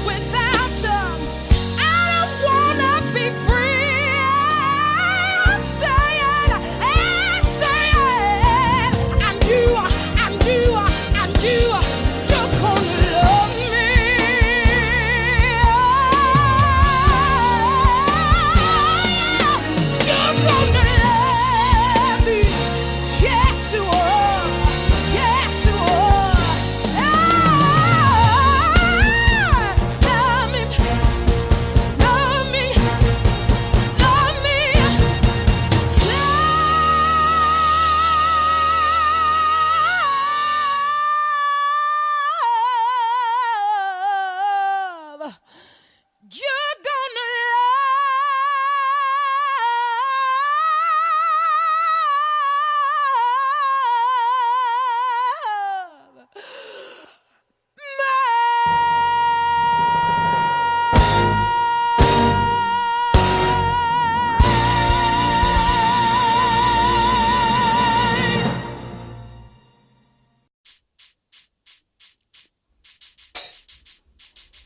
T.O.K. alongside Lady Saw, you know. Well, you don't know this is T.O.K. and Lady Saw. Well, the girl them say them want it raw. No time to praise it. Don't know me want feel it.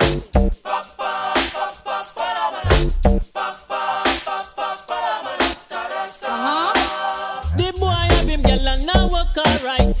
Miss her 2 minutes, you a move too slight. What the girl need? She need a hardcore lover. Mr. Slammer, Mr. She want a man fi slam, not one fi bite. I'm a right man fi take her through the night. The T.O.K. man she need a hardcore lover. You don't know T.O.K. me say. I'm Mr. Hard when me want, me no want not a straw. But as can be, just give me that yeah. Pump it and nobody can tell me say you can't. T.O.K. just fling it, give me yeah. Me no want no little lad in a bed you have the bad. 10-inch ladder that my man a fi have me one man fi walk me not one fi job. Give me 5-inch a pipe and 10-inch a slab. The boy have him girl and now walk alright. Fool that man. Miss her 2 minutes, you a move too slight. What the girl need? She need a hardcore lover. Mr. Rama, Mr. Slammer, Mr. She want a man fi slam, not one fi bite. I'm a rattan man fi take her through the night. The T.O.K. man she need a hardcore. Steppers. No matter what you say, no matter what you try, baby, you can't do the work. She not give her next life. She want a man fi work, a man fi make she feel right. T.O.K. we bring tears in your eyes. Want a man pick one, but no one a little lad. No one a man fi walk the body in soft like salad. She want a man come currently. She want machine gun Kelly. Want a hardcore man fi make she shiver like jelly. Boy, have him girl and now walk alright. Miss her 2 minutes, you a move too slight. What the girl need? She need a hardcore lover. All night, that's she want right. a man fi slam, not one fi bite. I'm a rattan man fi take her through the night. A T.O.K. man she need a hardcore lover. Mr. Slapper. Don't know it's all about rock out. T.O.K. I'm mad out here going on. Can't done. They say I take it to lunch and later on I go do the punch. What I mean? Mr. Slammer, Mr. Rama. Girl and now walk alright. Miss her 2 minutes, you a move too slight. What the girl need? She need a hardcore lover. She want a man fi slam, not one fi bite. I'm a rattan man fi take her through the night. A T.O.K. man she need a hardcore lover. High profile she need a hardcore lover. Okay, you know what this is? Another dip set. Rude Boy Shotters Connection. 141st. Shout out to my man Vibes Cartel. All my Portmore Shotters. Wayne, I see you, Wayne. My Kingston Rude Boys. You know, we dipset monsters, man. So Wayne, just holler at them. Straight off the top, we can't afford to stop. We're gonna top the box. Wait till this Jamaica drops. We're gonna make it clear. We're gonna take it there. Don't go when the smoke is clear. You know we'll be there. Catch me hopping through your lobby, boy. I'm what you call a shotter with a shotty boy, popping at you body boys. Pon the river, pon the bank, roll your boat. Oh no, it's boatloads of coke. Yeah. And we got pounds of kiki, that's brown and green weed. Think you found a kiwi? Yeah. We lock it down for sheezy, lock it down, it's easy. Clown around, I squeeze 3. Yeah. You might catch me packing the 4/5 after a good plate of some Mackie and saltfish. Yeah. I take a plane straight from the east end, fly straight into Kingston, Coane and his peeps, man. Yeah, we get the bang in the streets, man. Bang in the heat, man. We pay the police, man. Yeah, we don't go to jail for this. We won't go to jail for shit. Now run, go and tell your bitch.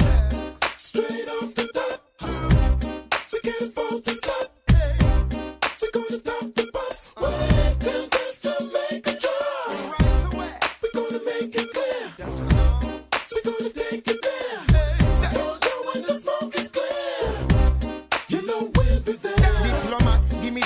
automatic immunity. From Portmore City to Harlem community. No thanks for the opportunity. No reggae and hip hop, hand in hand like love and unity. Me come collect where you to me, Benjamin. Crazy props, platinum from out the shops. We are first like the fox, flow sick like anthrax, pandan tracks. We used to fire shots, now we call the shots. No need to call the cops. Every day, GVJ, Mr. Jules, in a crazy throwback with matching old school. Them and Marshall, take it to the fools. Vibes, cartel style, technological, like Pro Tools. When we roll, people watch we more than the nightly news. Them say, up to the time, that's the slang we widely use. When is the right time we choose? Forget record sales bigger than the sale of the Nike shoes. Yeah, that's who we are. Straight thugs and superstars. They never know we would have reached this far. No hip hop and dance all apart. Yes, from the gangster flex. Now we be flashing and cashing checks. Can't predict what's coming next. We're moving up and making giant steps. Booyaka for Jimmy Rankins. Rude boys fight for white, they pumpin'. You know Harlem's hard, like Kings of Jamaica down in the bottom, y'all. Yes, we bringing that paper, coming in charge of cars. See my paper so ill, is it Jamaica for real? I'm going straight to the grill, that's where they naked for real. Cruise through the ghetto with Wayne. We got them foreign plates, you know my ghetto's the same. Up in them foreign states, man, you know it's terrible things. We got the horrible fate. Rude boy shotters that move on shotters. Fuckers, twos go blockers, can't do us nada. Dipset monsters, we done connected with some Kingston rosters. Shit, wee. Hit the block, kill a dread. Strip a block, throw a lead. Lick a shot, kill him dead. We can't afford to stop. We're gonna top the box. Wait till this Jamaica drops. We're gonna make it clear. We're gonna take it there. I told you when the smoke is clear. You know we'll be there.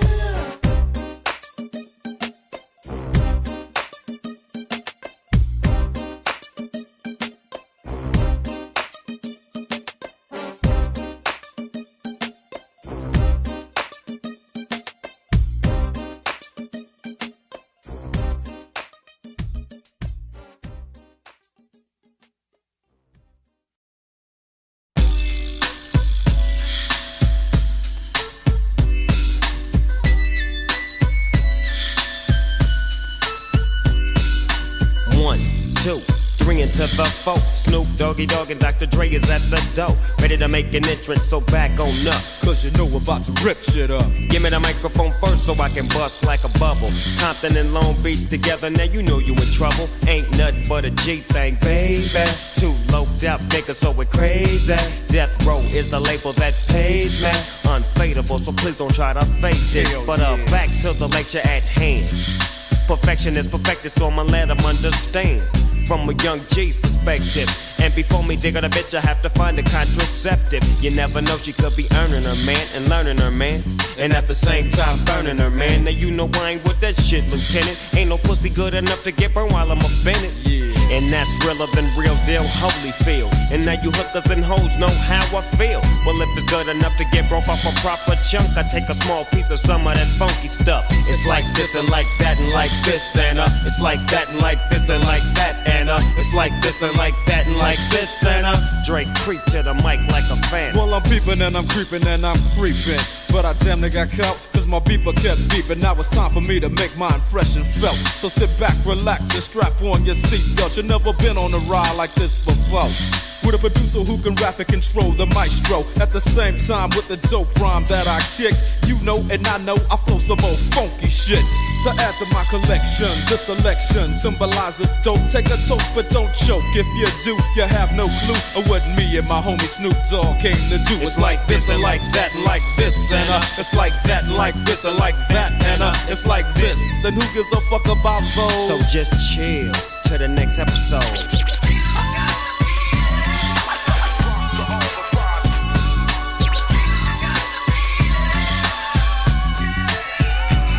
On that ass, what a hellified gangster lean. Getting funky on the mic like an old batch of collard greens. It's the capital S-O, yes, I'm fresh and double O-P, D-O-double-G-Y-D-O-double-G, you see. Showing much flex when it's time to wreck a mic. Pimping hoes and clocking a grip like my name was Dolomite.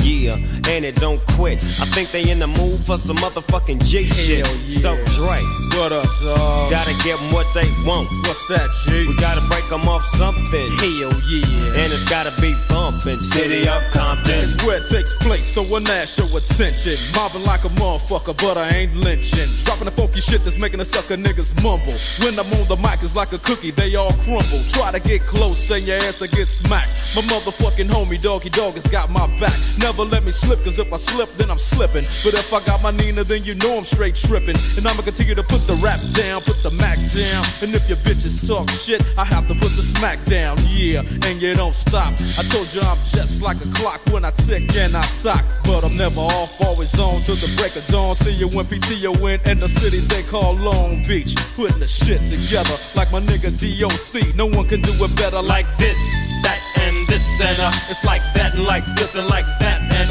it's like this. Then who gives a fuck about those? So just chill to the next episode.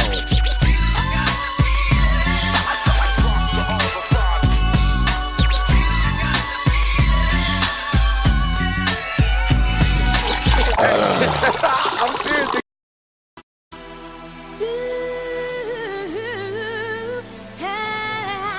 It's a dancehall thing.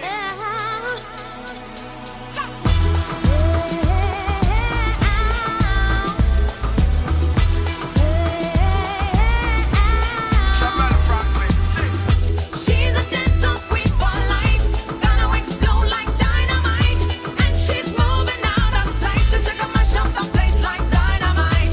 She's a dancehall queen for life, gonna explode like dynamite, and she's moving out of sight to check out my shop, the place like dynamite. You know you so full of it, but you so clever. You still have to make a you design to be the dancer. If for me alone, I would have turned you in a me lover. Girl, you want me near me, want to knock you with me hammer. Then make me get back and track ya, mass ya. First time me see you, me da walk in a maca. No me see you when me want to burn up in a fire. All up in a phones like a thinking filler with a girl ya wine, she look like mama killer. One touch me, it burn me like pepper. But you the DJ, you turn me a la. She'll know walk forever, you a la. She is the dancehall queen for life, gonna explode like dynamite, and she's moving out of sight to check out my shop, the place like dynamite. She's a dancehall queen for life, gonna explode like dynamite, and she's moving out of sight to check out my shop, the place like dynamite. Just a go on for the dancehall queen, who already crowned on the one all of fame. Well, I'm out the house when Miss Lady come in. Then everybody starts screaming, singing. Where the girl come from, nobody don't know. She's a devil angel and she's a go-go. Is this girl human and she's a yo-yo?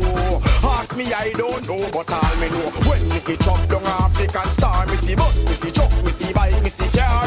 Night time come and video light it turn on. How about they start to alarm, can't Watch me keep now, calm. she can conk any session with a cute face and create enough heat in the place. Try not touch a button. If you touch a button, she go try and do you something. Go bird, for me not stop say so. Go bird, to the rhythm where I show. Go bird, to the bass where I go. Go bird. She can conk any session with a cute face and create enough heat in the place. Try not touch a button. If you touch a button, she go try and do you something. You just go girl. Cashflow Productions. Yeah. MEP. You know what time it is? We know on this shit. She said She never seen a man like me. She said She wanna know who I be. She said She wanna know how I be. She said She wanna know what I do. I go by the new MEP, the new king of RP. When I'm on the mic, all the MCs RP. I play the front row, you can call me the VIP. My real name is people, some call me Sir P. I'm doing it well, cause I be man, where's I be? I'm cooking my raps, I don't need to put my game. I be, you know, she say for my body. I'm heading to my peak so you can treasure me like me. Then I lean back, see her big cock. Even in the dark, never say a lot. Show you the punani that I rock when I'm stuck. Suck it, lick it, whine it, grind it. Then I press the back like front, hold the front like size, squeeze it tight, no less. Raise above the fence, push it up the less. Hydraulic, I press it down the more. Then I coming back like a nigga wanna do it, but MAP be the ones who's gonna do it. Then I do my freestyle for her like she know it, but she know that MAP better run it. She said she never seen a man like me. She said she wanna know who I be. She said she wanna know how I be. She said she wanna know what I be. Sit back, what as I do it. Bad man and I'm back to the bone. We wanna fuck on me, a real killer. One man army head, I'm so real ahead. Take notice, most rappers can achieve it. I kick more style than a Bruce Lee shoes. You wanna know how I do, then you play like two. Then I drop it down, cause we got to play. Vanessa, I got me exposed on the radio show, and that I think that is how I'm gonna make my dough. Exposed radio, that we get in the door, get in the floor, but we ain't getting low.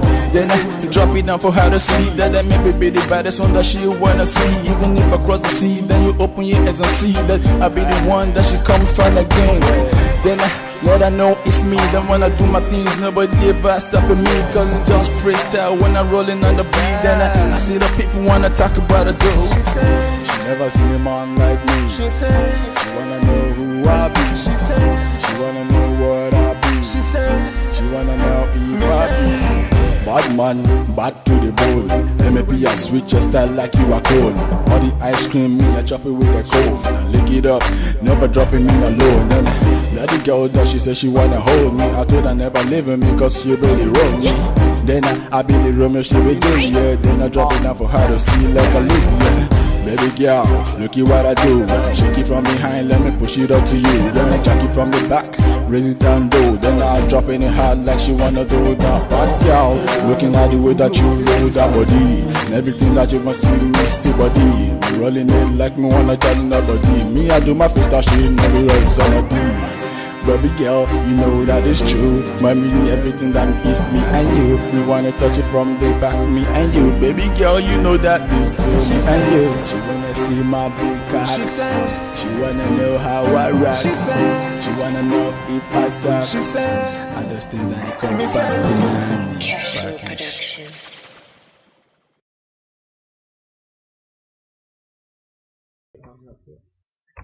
So, ladies and gentlemen, I have the privilege this evening to introduce one of my buddies.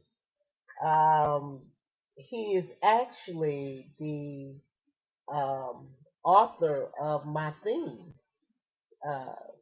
music for the Jamaica Funk Show, and he and I have done a lot together. We've worked on the same radio station, and worked on some projects together. And I just want to, just give it up for Mr. Alvin Washington. Hey.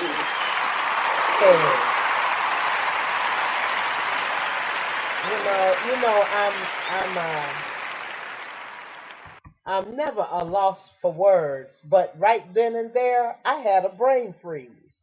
Hey, it happens to the best of us. I mean, I literally had a brain freeze. It's like, how you doing, Alvin?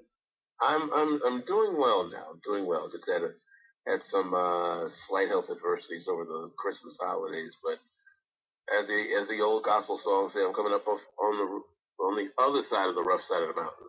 Yeah, I hear you. I hear you turning into a Slim Goody over there. I'm trying, I mean, it's not easy trying to shed about 2/3 of the Pacific Ocean off of your body, but it's a process. Well, I don't think you're trying. I think you're doing, because you can't try to do anything. That is really difficult. Okay. Yeah. Mm-hmm. Well, that's all right, baby. I am happy for you. I'm happy for you. Because we can't do anything without health and time. Time number one, health number two. So, I'm glad that you're taking care of yourself. So you've been in multimedia for the last 30 years. Yeah, it's shocking to me. Came right out of high school. As a matter of fact, all of this kind of began with a mass communications seminar that I was selected for right before my senior year of high school when I was in New Orleans, and I was fortunate to take that seminar in that summer of '88 at historically black Dillard University, which is right down the street from my late grandmother's house in New Orleans. Mm-hmm. And as fate would have it, of the three mediums that were being offered there, and at the time, print, TV, and radio, I naturally gravitated toward the radio to the point where it's the following week after the seminar, I actually went back to the school radio station and just kind of did some stuff on the college's closed circuit outlet. And, like, I was hooked from that point. Wow. And then, when did you get to Chicago? Well, I returned to Chicago because I'm originally from Chicago, but I had spent like 6 years down in New Orleans between junior high and high school. Mm-hmm. Just kind of getting away from the elements as they were. But I returned to Chicago like right after my high school graduation in 1989, and like that fall, I was on my way to Lawrence University in Wisconsin. I spent about a couple of trimesters there. Typical college atmosphere for a typical college kid, you know. So like, you know, this is fine, but I need something more of my element. Mm-hmm. So I came back to Chicago like spring of '90 and sat out a trimester, and then like that summer of '90, I enrolled at Columbia and spent like the next 2 years there. And Columbia College is indeed one of the top gems when it comes to multimedia, especially radio broadcasting. Mm-hmm. Matter of fact, even to this day, a lot of the classmates that I've had during that time between 1990 and 1992 still converse with me, including the gentleman that actually runs the radio department. Oh, okay. So our crew has had quite an impact on the school. Yeah, that's my last guest, Chris Bass's alma mater, also Columbia College. Yeah, he actually taught at Columbia 2000 to 2003.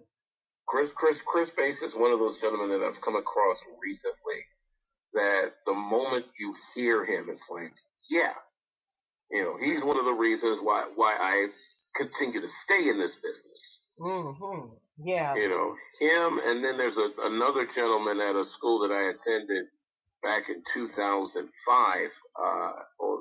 Was now Illinois Media School, but when I went, it was Illinois Center for Broadcasting in the original Lombard campus at 22nd and Main Street. Mm-hmm. He has since left campus to do his own syndicated show, and I speak of former WMAQ radio personality Rich Rennick. Oh, okay. And, you know, he's another one of those where the moment you hear his voice is like, yeah, this is why I stay in radio for stuff like this. Well, you know, you got one of them voices too now. Yeah, well, I mean, I've been accused of worse. You got one of them voices too now, so. It is indeed one of the highest compliments. And the one thing that I say a lot to youngsters who are interested in radio as well as other media is like, look, the fact that we don't see too much of us in avenues outside of music, as far as media is concerned, we got to really be on the ball of recruiting youngsters who want to explore those avenues, especially the avenue that I'm in, which is sports media. Right. You know, because I've been a play-by-play guy since 1995. And as you saw there on the social media post, having had an opportunity to be with Chicago State for 10 plus years really got my foundation as far as sports media is concerned, especially play-by-play. And I've been able to take that take that skill set and really have a great career at it, having gone around the Midwest.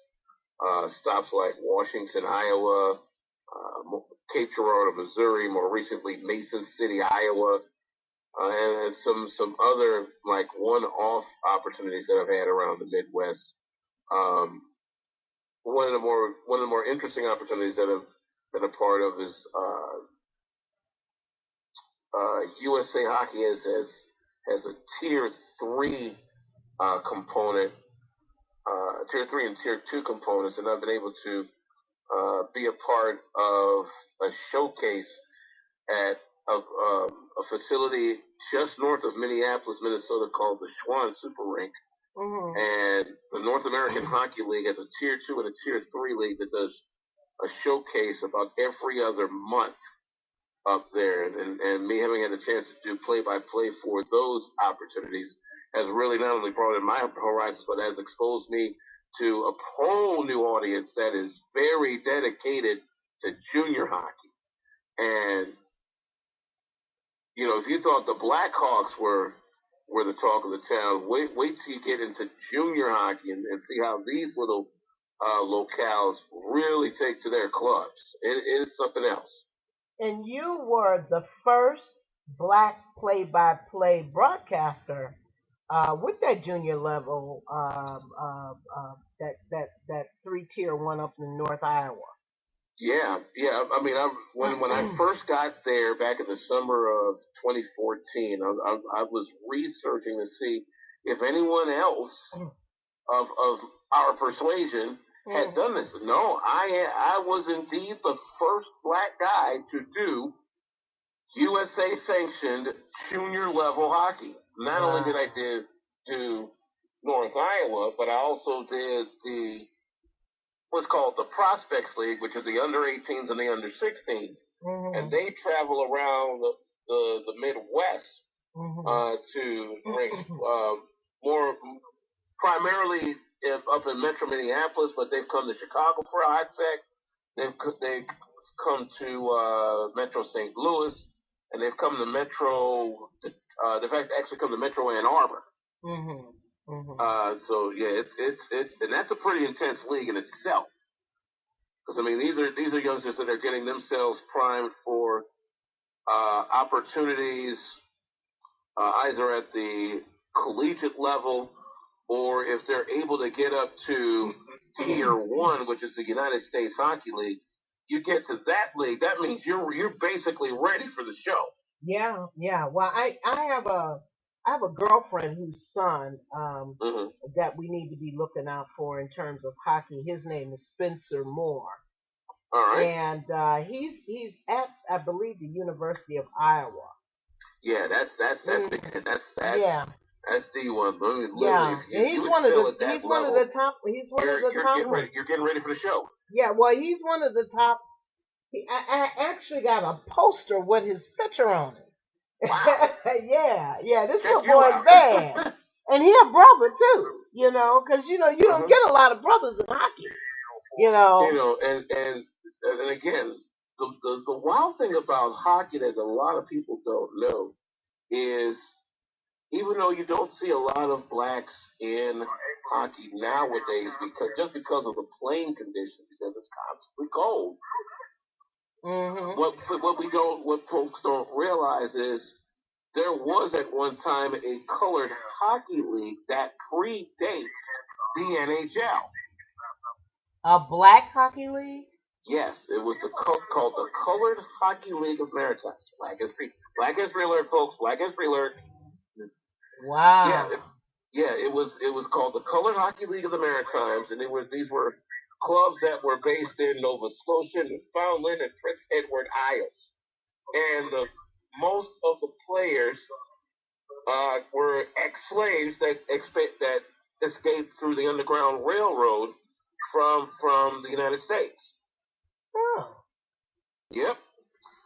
A lot of what we see in today's NHL, like slap shots, like goalies coming out of their crease to defend shots, a lot of that was originated in the Colored Hockey League. Oh, wow. Oh yeah, a lot of that. What was interesting is the fact, again, playing conditions really cemented the color line in hockey, as it were, because we people, as Curtis Mayfield say, who are darker than blue, Mm-hmm. our skin tone historically cannot handle the extreme cold, because more more often than not, you're liable to have playing conditions where the temperature is at or below freezing. Mm-hmm. Even though you may be in a heated facility, the rink itself gives off that cold atmosphere. Well, yeah, because it's ice. They're playing on ice. Exactly. Not only is it ice, but you also have the air conditioners that are tuned to that level to make sure that ice stays what it is. Yeah. And not only that, but I've also had the privilege here in Chicago to do public address at one of the local rinks, who at one time was the practice facility for the Blackhawks to do tournaments and whatnot, and really just kind of get a feel for the nuances of hockey. And if you really get into it, hockey is just an exciting game as basketball and football and baseball. Oh yeah. Hockey kind of reminds me a little bit of roller derby. Mm-hmm. Because when I was a kid growing up, that was the thing. We used to watch roller derby every Sunday. And, watch them skating around. Yeah, skating around the ring and fighting and carrying on. That was the stuff. We had to watch roller derby. And hockey actually puts me in the mind of roller derby. Yeah, that's about as close to it as you're going to get. Yeah. Now, another great opportunity that I've had over these 30 years, 11 of those years I've had a chance to travel the world with a now defunct group called the Harlem Ambassadors, comedy basketball team that was based in north suburban Denver, Colorado, by way of Fort Collins. Okay. And the one thing I would come to understood and respect about the business of comedy basketball, those of us who see it casually from year to year with not only teams like mine, but also, of course, the Globetrotters and other Harlem-named teams. Even though we casually see the finished product, what goes into it and the competition is a bit more fierce than what people give it credit for. Well, I'm gonna tell you something. Some of the things that they do on the floor when they're out there playing basketball, some of the throws and the baskets and what have you that they do, that takes practice. That's not just something you can go out there and do. What I have seen during the course of my time with the Ambassadors, I literally could write a Bible for it. Because again, there's a lot of logistics that goes with what we do as far as securing the events and getting to the events. And in our case, since a lot of the dates that we did centered around military bases, then of course that portion of logistics goes into it. Because we got to make sure that we've got the correct clearances and we're with the correct people that are leading us to where we got to go as far as practice, and then the actual game, and then the post-game dinner and all that good stuff. So all of that goes into, making sure that the tour goes off without a hitch. I haven't even gotten to the overseas portion of it, which we did, I should say, preseason, Christmas, and end of year.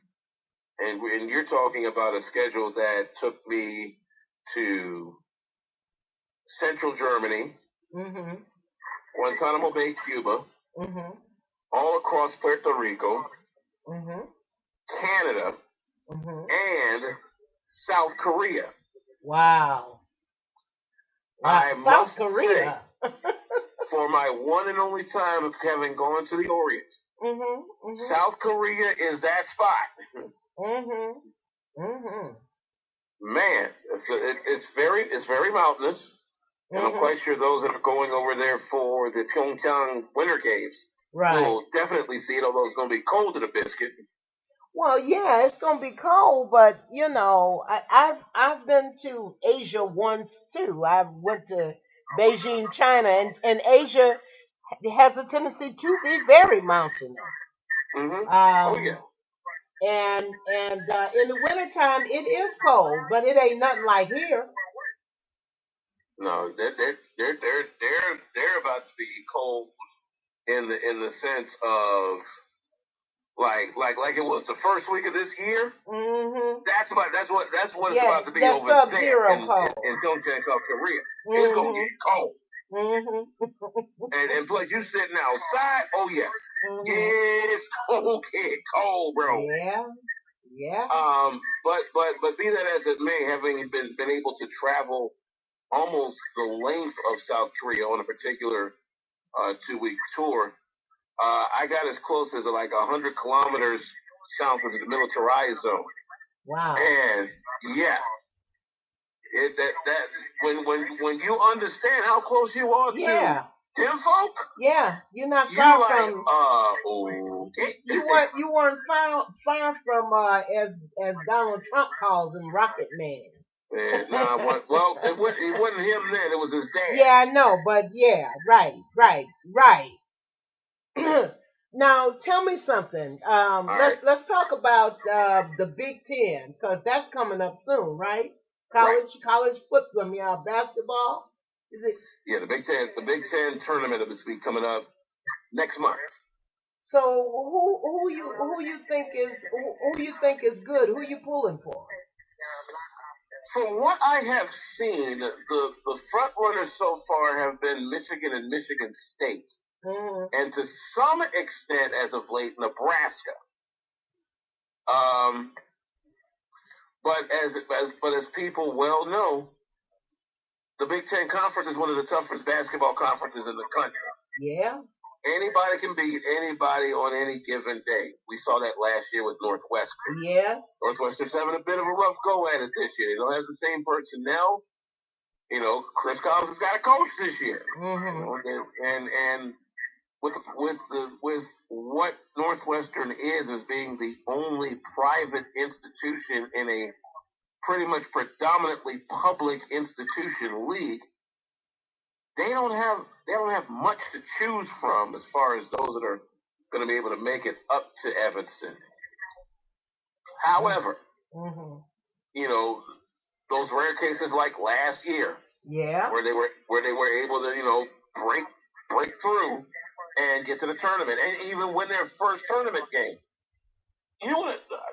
I did not realize just how big and famous their alumni base was, and the way that they came out and supported Northwestern. I mean, Julia Louis-Dreyfus. That's all you need to know. Yes. About how big Northwestern's run to the tournament was. Yes. Oh, they got Julia Louis-Dreyfus. Well, wait a minute. No. Wait a minute. What's the Duchess of York? What's her name? Meghan Markle. Meghan Markle. Yeah, that's a Northwestern alumni too. She plays on Suits. That's right. She about to marry. She about to marry Prince Harry. I'm like, ooh. Yeah. He went all the way to Compton to get this girl. Ooh. Yeah. Prince Harry is balling. Yeah. And you had the nerve to come all the way to Compton, California to get your girl. Yeah. Actually, I thought he met her in Canada. I thought he met her in Toronto. I think he did meet her in Canada, but she's from Compton. But she is from Compton, right? I'm like, ooh. That's right. Compton is officially in the house. That's right. Yeah, the peasant. She's a peasant. Man. Yeah, well, she's an alumni of Northwestern too. Yeah. I'm quite sure she hung out her purple and white quite proud. They got some heavy hitters up in there. The interesting thing about the Big Ten, as since its last expansion of 14 teams, because it picked up Nebraska and Rutgers about, I want to say, the reason they picked those two up, and in particular Rutgers, is because they wanted that North Atlantic market. That's why the Big Ten Conference Tournament is now at Madison Square Garden, not at Bankers Life Fieldhouse in Indianapolis. Oh, okay. Yeah, because of Rutgers. Okay. And don't be surprised with the also the addition of Maryland that 10 Conference Tournament may make a turn at the Verizon Center in D.C. Wow. So they're going to the Chocolate City. And with more schools now slowly but surely making the jump to D1 from lower levels of Division 2, depending on where they are on the revised conference map, it'll determine, what the conference does as far as their postseason events are concerned. Now, for those of you that are listening that are of the HBCU persuasion, I found out over the football offseason that Hampton is leaving the Mid-Eastern Athletic Conference, which is one of the two HBCU conferences at the Division I level. Right. They're leaving that conference to go to, I believe it's the Big South, because their reasoning is they wanted to cut down on travel, and a number of the Big South Conference schools are within their region, which is Virginia and the Carolinas. Right. Whereas the Mid-Eastern Athletic Conference, you could go as far south as Florida. Yeah. To as far north as the D.C. area. I think they were. Now they're still going to have their annual showdown with Howard, because that's what's called the Battle of the Real HU. They'll still have that, but as far as their conference slate is concerned, they're gonna look to keep it more within those three states. Yeah, because Howard is D.C., isn't it? Howard is D.C. Okay. Then, of course, there's Morgan State in Baltimore. Right. And then further up the road, you've got Delaware State, not that far from Philadelphia. So now you see how widespread the MEAC, as they call it. So, wait a minute. Delaware State is an HBCU? Delaware State is indeed an HBCU. Oh, okay. I didn't know that. Oh, yeah. Long time HBCU. Okay. Wow. Because I used to think that, even though I knew Howard is an HBCU, I had a close girlfriend and a client who went to Howard University, who's actually, she teaches in Chicago public schools now. But I didn't know they had a HBCU in Delaware. That's as a matter of fact, the furthest north. Matter of fact, I think Delaware State is the furthest north conference-based HBCU in Division I. Now, go further north than that to Pennsylvania, and you've got the first two HBCUs in Lincoln and Cheney. Okay. And this past season, unfortunately, is the last season that there will be a game called the Battle of the First, meaning the battle between the two oldest HBCUs in the country. Cheney, unfortunately, is dropping its football program because its losing streak really has not allowed them to reap any revenue from its football program or other programs. So they unfortunately have had to drop football for the foreseeable future. And that's really tough, especially for youngsters who are looking for an alternative to places like Penn State, Pitt, Penn, Princeton, so on and so forth. Well, it's unfortunate that their football isn't profitable, and I guess a losing streak would make you not profitable and forgotten. You know. You would think with football, especially college football, being as high on the totem pole in the United States as it is, that each school with a football program would be able to reap the revenues as they are. But unfortunately, we have those situations like Cheney, who have had like very lengthy losing streaks for their program that, unfortunately you have to make a decision. Do we keep this very expensive but non-revenue producing football program, or do we chunk it, save the money, and try to put it toward other sports that we know that we are pretty good at? Oh, and that you're making some money off of, And that's the difference. And a youngster in that area who is looking to make a decision to either go to an HBCU or say someplace like Alabama State, who has a lot more resources to work with. A lot of our youngsters have, more than not made the decision to go to those schools. But, HBCU football is making a comeback. Yeah. The Celebration Bowl. If you don't know by now, the Celebration Bowl is the revamped Black College Division I National Football Championship. It's been contested now for 3 seasons. ESPN Events, which is that arm of the behemoth that is ESPN, right, took it upon itself to formulate that event, and in the process pick up both the TV packages of the Mideastern and the Southwestern Athletic Conference. Of course, the SWAC, as they call it, have those historic schools like Grambling, Southern, Jackson State, Texas Southern, Prairie View, Alcorn State, Alabama State, Alabama A&M, Arkansas Little Rock. These are well known football factories. Yeah. That have sent young men to the NFL over the years consistently. Yeah.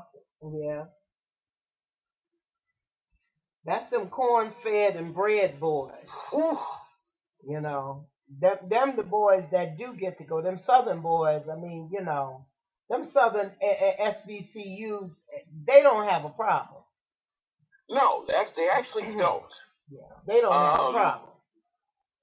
And one of the highlights of the calendar as far as SWAC football is concerned is always the Bayou Classic. Yes. Now since ESPN's taking over of the regular season packages, those looking to try and find an over-the-air channel for the Bayou Classic may be hard-pressed because it's now been relegated to the cable side. Case in point, this year's Bayou Classic was not on your normal NBC channel. It was on cable channel NBCSN. And everybody was blowing my timeline like, where the heck is the Bayou Classic? It's on NBCSN this year. I hope you got your cable package, because that's probably for the next few years. I hope you got a fire where you stick. Going to see it? You got a fire stick? A sign?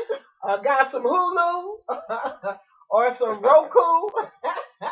Roku or PSU or something like that. That's right.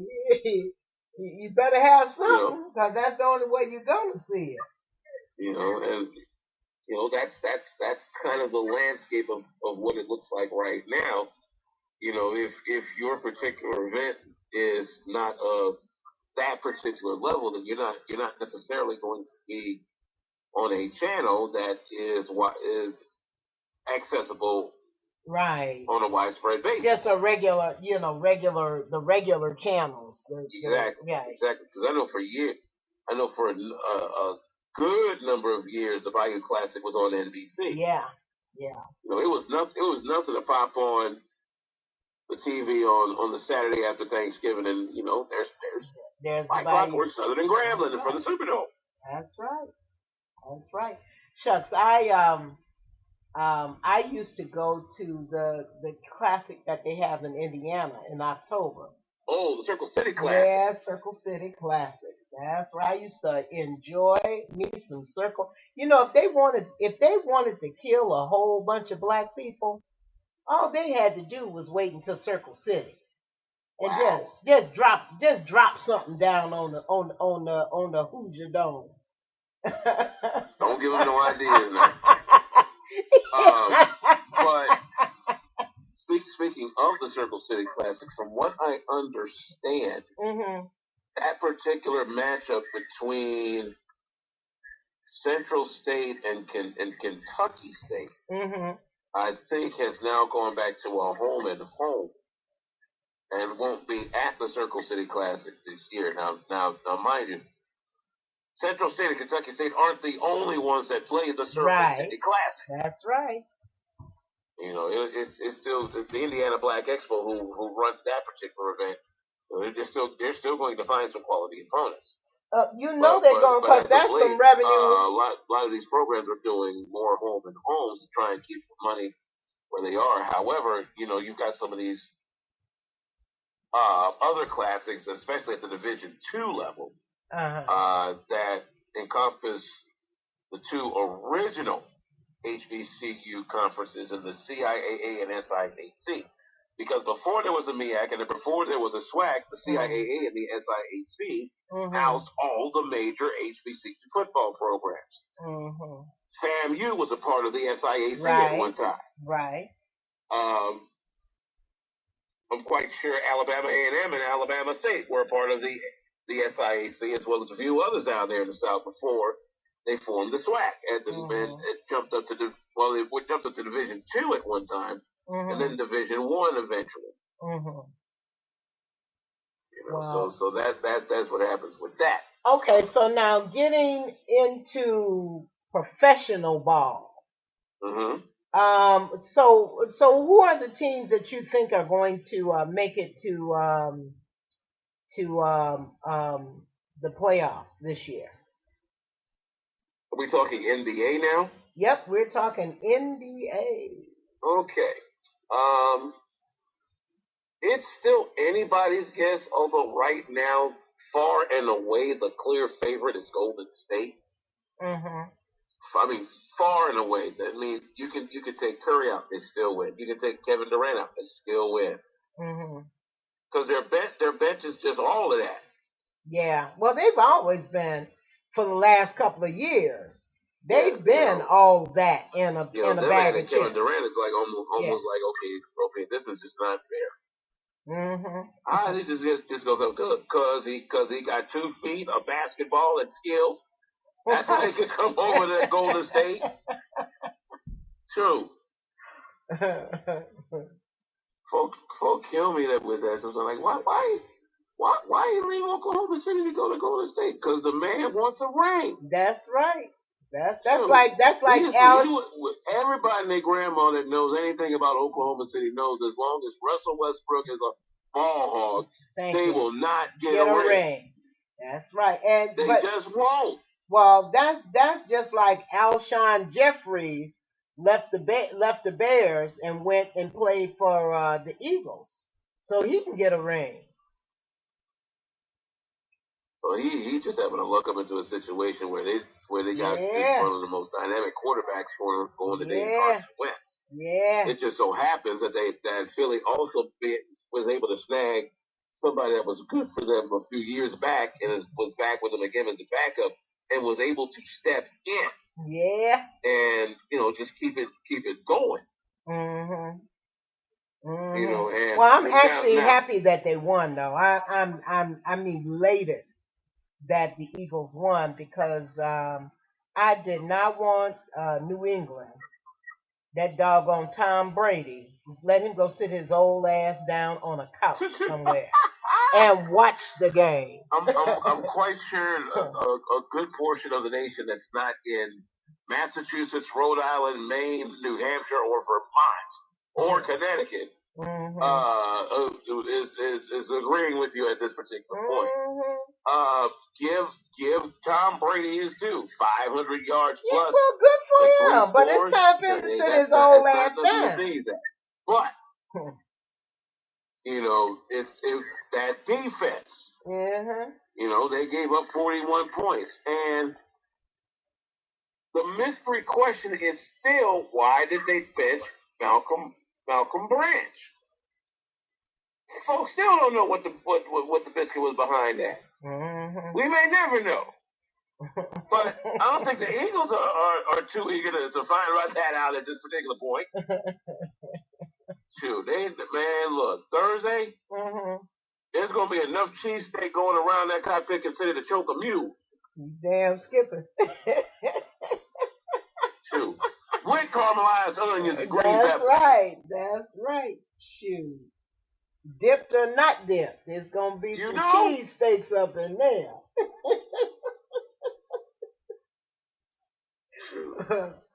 Yeah, well, hey. Now, quick side note, and I got to break out of here because I got to get ready for in the morning and whatnot. Yeah. But I'm looking at some of the videos with Kevin Hart, who was at the game on Sunday. There was this one particular video of him trying to get on the podium as the Vince Lombardi Trophy was being passed around, and security stopped him. And I'm looking at him like, Kevin, no, dog, no, dude, no. They are not gonna let you up there. Nah, that's just an attention haul. You know how that is. You know how attention hauls and he was tipsy. Attention haul. I'm like, Kev, really, Kev, no, you can't do that. Honey, Kev was trying. Kev say, "Hey, let me see if Now, there was a short-lived vignette with Will Smith that they put on YouTube, and you know he had his Super Bowl kit ready to go. Cap, shorts, Nick Foles jersey, the whole bit. Hell, he was on there dancing. He was doing his little Philadelphia swing on YouTube. I mean, he had the whole kit set to go at the crib. Oh yeah. He was doing a dance. Will Smith was doing a dance. But and then the Roots, who of course are the official house band for the Tonight Show, that you know they are 100% Philly. Yes. So of course, right after the game, when they did their live shot from Minneapolis that night, what's the first thing they play? Fly, Eagles, fly on the road to so on and so forth. I mean, they are so Philly. It's not even funny. Well, you know, Philly has got one hell of a sound now.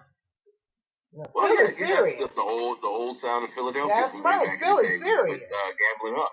That's right. Philly's serious now.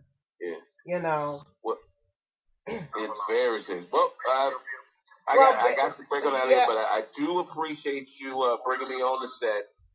It's always good to rock with you and that Jamaican funk. Because that's what it is. Yes, it is. That's what it is. It's Jamaica funk. Now, y'all better let it get into you. Alvin. Because you know I'm going to come back and be like, Listen, we must do this again. We got to get together for the Big Ten because you know we do the Big Ten. We got to get together for that. So, but anyways, and we will do that. But that sounds like a plan to me. Well, baby, you go ahead on and do what you got to do. Thanks for being on the show tonight. I really appreciate you. I appreciate being on. Well, all right, baby. And as you always say, well, I remind. Yeah, well, I remind. Catch you later. Okay, sweetheart. We're going to take a break here, and we'll be right back.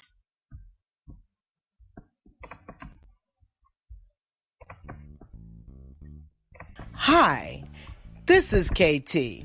Did you know the Jamaica Funk Show is on 3 nights a week? Tuesdays, where we interview ordinary people doing extraordinary things in their life and or their community. And Wednesdays for Black History Wednesday, where we share an extraordinary story of a person of color's life. And on Thursdays for Reggae Dance Hall Party with a touch of soul. So listen in on our new hours from 7 p.m. until 10 p.m. Central Standard Time on Spreaker.com and search Jamaica Funk Show. Or download the iHeartRadio app to your mobile device and search Jamaica Funk Show. Well, I Raymond. You all appreciate it. When I was young, me and my mama had beef, 17 years old, kicked out on the streets. Though back at the time, I never thought I'd see her face. Ain't a woman alive that could take my mama's place. Suspended from school, I'm scared to go home. I was a fool with the big boys, breaking all the rules. Shedding tears with my baby sister. Over the years, we was poor than other little kids. And even though we had different daddies, the same drama when things went wrong, we blame mama. I reminisce on the stress I caused. It was hell, hugging on my mama from a jail cell. And who thinking elementary? Hey, I see the penitentiary one day, running from the police, that's right. Mama catch me, put a whoop into my backside.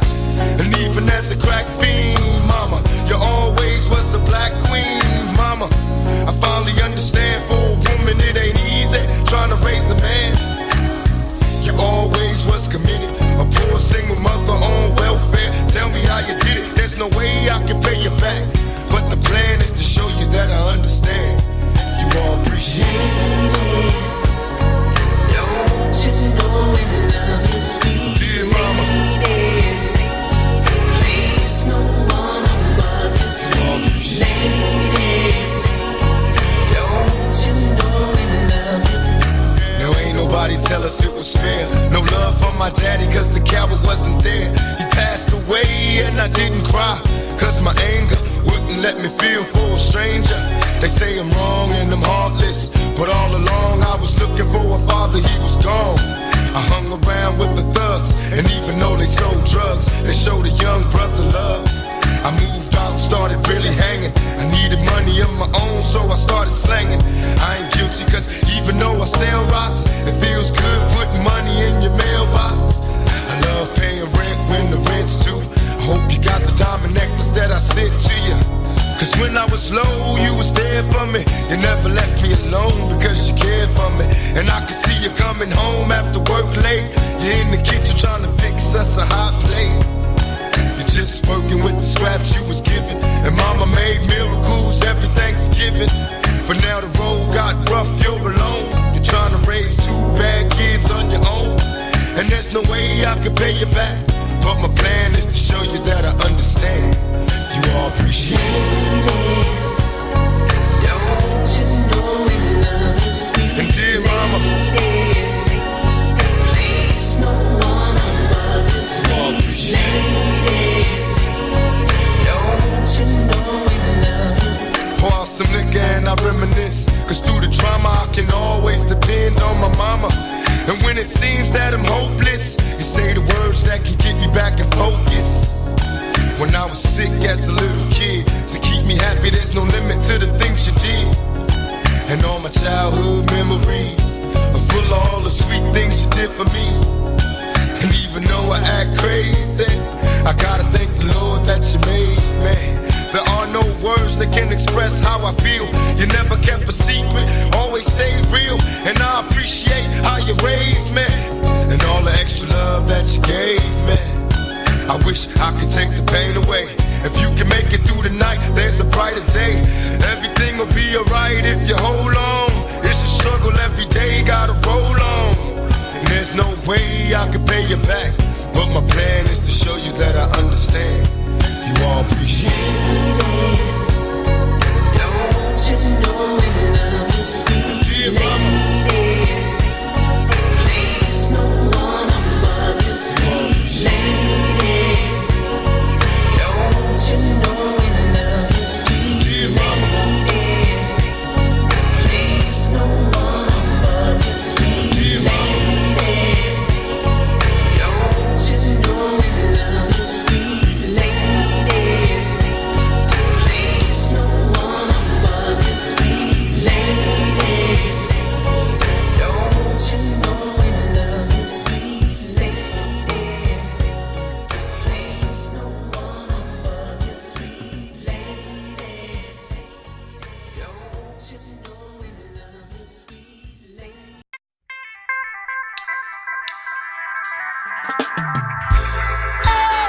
Nobody ask me about what I don't know. Ask me about how the youths flow. It's a reality show. Rockers in the jukebox. I don't know nothing much about Beverly Hills. I don't know about working for the system. I don't know about life on Miami Beach, but know a little about the streets. Just ask me about Brooklyn. I know the ganja move in the streets, and when you're poor you can't sleep. Ask me about Brooklyn, where every day another bites the dust. Chew so much gunshot a bust. Just ask me about Jamaica, where life is getting harder. And if you ever come on, you ask me about Jamaica, where the policeman and soldier no stop charge man for murder. So nobody asks me about things that I don't know. Ask me about reality and I will show you just how the ghetto youths flow. This is real life living on a proper shore. We don't know about owning yachts and fancy cars, but where we come from, those who show off become victims. Cause in the ghetto everyone is a superstar, and everyone is back in need. Just ask me about Brooklyn. I know the ganja move in the streets, and when you're poor you can't sleep. Ask me about Brooklyn, where every day another bites the dust. Shoot so much gunshot about. Just ask me about Jamaica, where life is getting harder. And if you ever come on, you ask me about Jamaica, where the policeman and soldier no stop charge man for murder. Cause it's life, it's not a pretty life. When you're living this, you get a life, up on the east side, I'll tell you this life, it's not a pretty life. When you're living this, I get a life, over on the west side. I just ask me about Brooklyn, and where the ganja move in the streets, and when you're poor you can't sleep. Ask me about Brooklyn, where every day another bites the dust. Chew so much gunshot about. Just ask me about Jamaica, where life is getting harder. And if you ever come on, ask me about Jamaica, where the policeman and soldier no stop charge man for murder. Oh, I can't tell you nothing much about Beverly Hills. I can't tell you nothing much about the system, and I can't tell you nothing much about Miami Beach, but I can tell you about the streets. I see, we can't tell you about owning yachts and fancy cars, but where we come from, those who show up become victims. Cause in the ghetto everyone is a superstar, and everyone is back in need. Just ask me about Brooklyn. I know the ganja move in the streets, and when you're poor you can't sleep. Ask me about Brooklyn, where every day another bite the dust. Chew so much gunshot about. Just ask me about Jamaica, where life is getting harder. And if you ever come on, you ask me about Jamaica, where the policeman and soldier no stop charge man for murder. Ask me about Brooklyn. I know the ganja move in the streets, and when you're poor you can't sleep. Ask me about Brooklyn, where every day another bites the dust. Chew so much gunshot about. Just ask me about Jamaica, where life is getting harder. And if you ever come on, you ask me about Jamaica, where the policeman and soldier no stop charge man for murder. Just another rockers moment. Bushwick, Brooklyn. It's a mission in progress. Bushwick, Brooklyn. Rockers in the jukebox. Peace up, A-Town down. Yeah. Okay.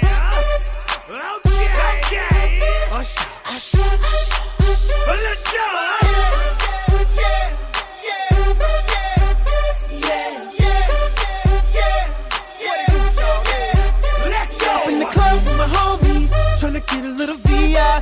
Keep it down on the low key. She know how it is. I saw the shorty, she was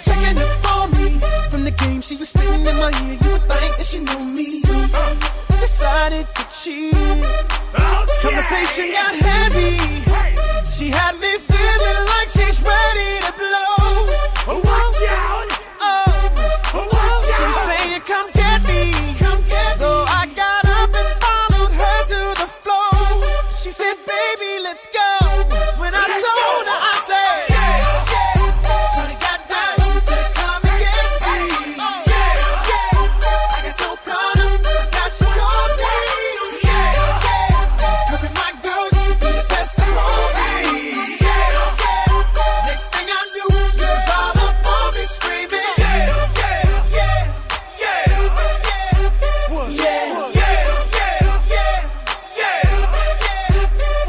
She's all up in my head now. Got me thinking that it might be a good idea to take her with me. She's ready to leave. Well, let's go. And I gotta keep it real now. Cause on the 1 to 10, she's a certified 20. But that just ain't me. Hey, cause I know if I take that chance, she swears it's gonna leave. But what I knew is the way she dance makes Shawty alright with me. The way she I'm like, yeah, just work that out for me. She asked for one more dance, and I'm like, yeah, how the hell am I supposed to leave? And I said, Shawty got down, said, come and get me. I got so caught up, I got you told me. Look at my girl, she could be the best of all me. Next thing I knew, she was all up on me screaming.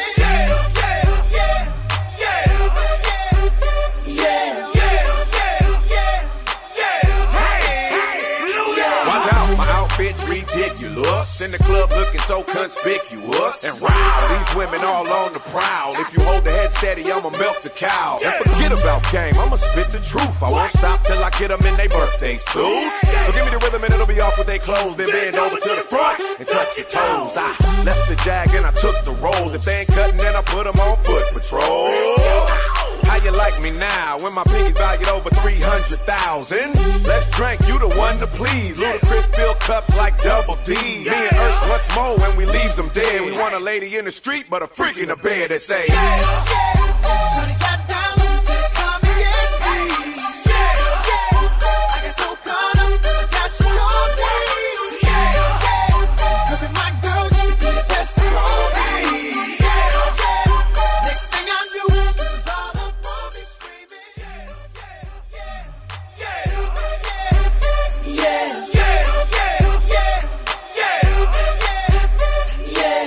take that and rewind it back. Lil Jon got the beat to make your booty go. Yeah, guys. So, hey, I just want to say thank you for hanging out with me this evening. Without you, there is no Jamaica Funk Show. So, thank you for, listening in. And don't forget to come back tomorrow for Black History Wednesday. We'll be honoring some person of color. And it'll be good. So, once again, thank you for being here. Thanks to all of my guests, Chris Bass, Alvin Washington. And until tomorrow, may God bless you. May God bless America. Well, I remind.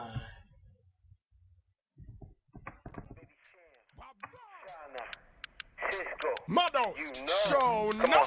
I ain't looking for love, I got that. Well. You must be used to them scuds, I'm not that. I'm CLK in the plum, the top back. Yes, it. I spree all day through the slums like I'm that. Now you're saying I'm your type. And if I be your lady, maybe I can be your wife. And if you never play me, baby, that could be alright. But I've been feeling lately what you say could be a lie. So you'll say, listen, let I make myself clear. I'm not trying to say what I think you wanna hear. I'm trying to make you say that my love is sincere. To tell you the truth, what I feel is very rare. Girl, my life is nothing now without you in there. You don't understand, I need to have you right here. Shorty, listen, can you lend me a ear? You don't understand exactly how I care. I need to make you know there's nothing for you to fear. I never ever will ever make you shed a tear. I will only live to make you happy, I swear. I would rather have you than to be a millionaire.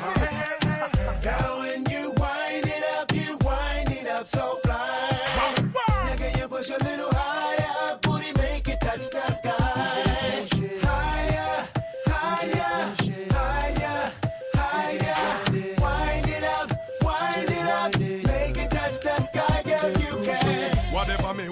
will.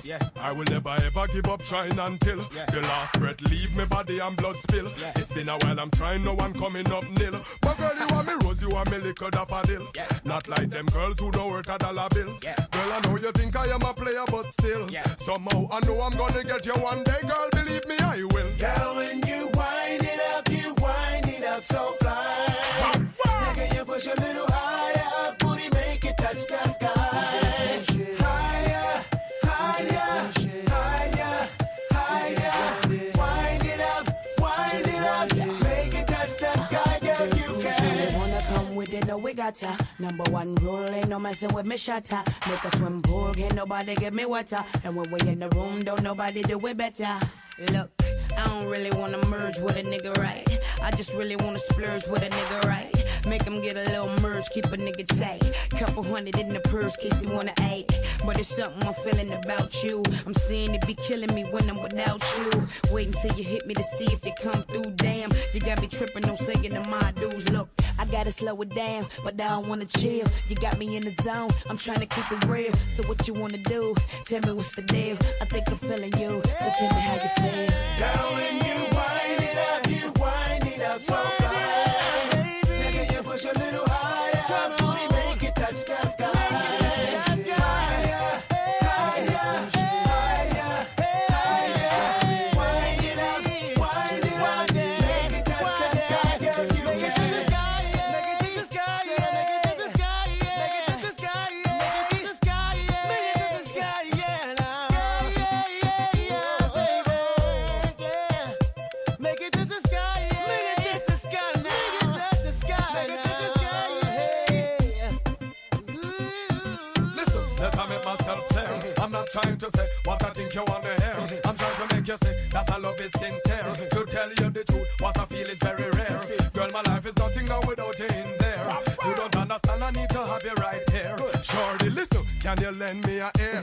You don't understand exactly how I care. I need to make you know there's nothing for you to fear. I'll never ever will ever make you shed a tear. I will only live to make you happy, I swear. I would rather have you than to be a millionaire. What an only. Oh man.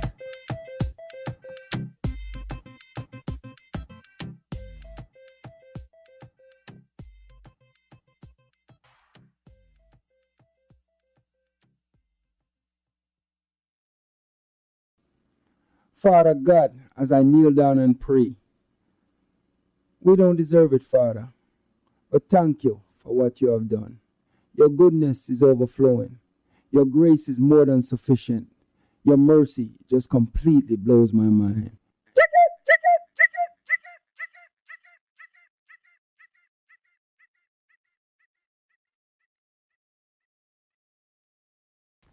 You're listening to the Jamaica Funk Show with KT. Well, I remind.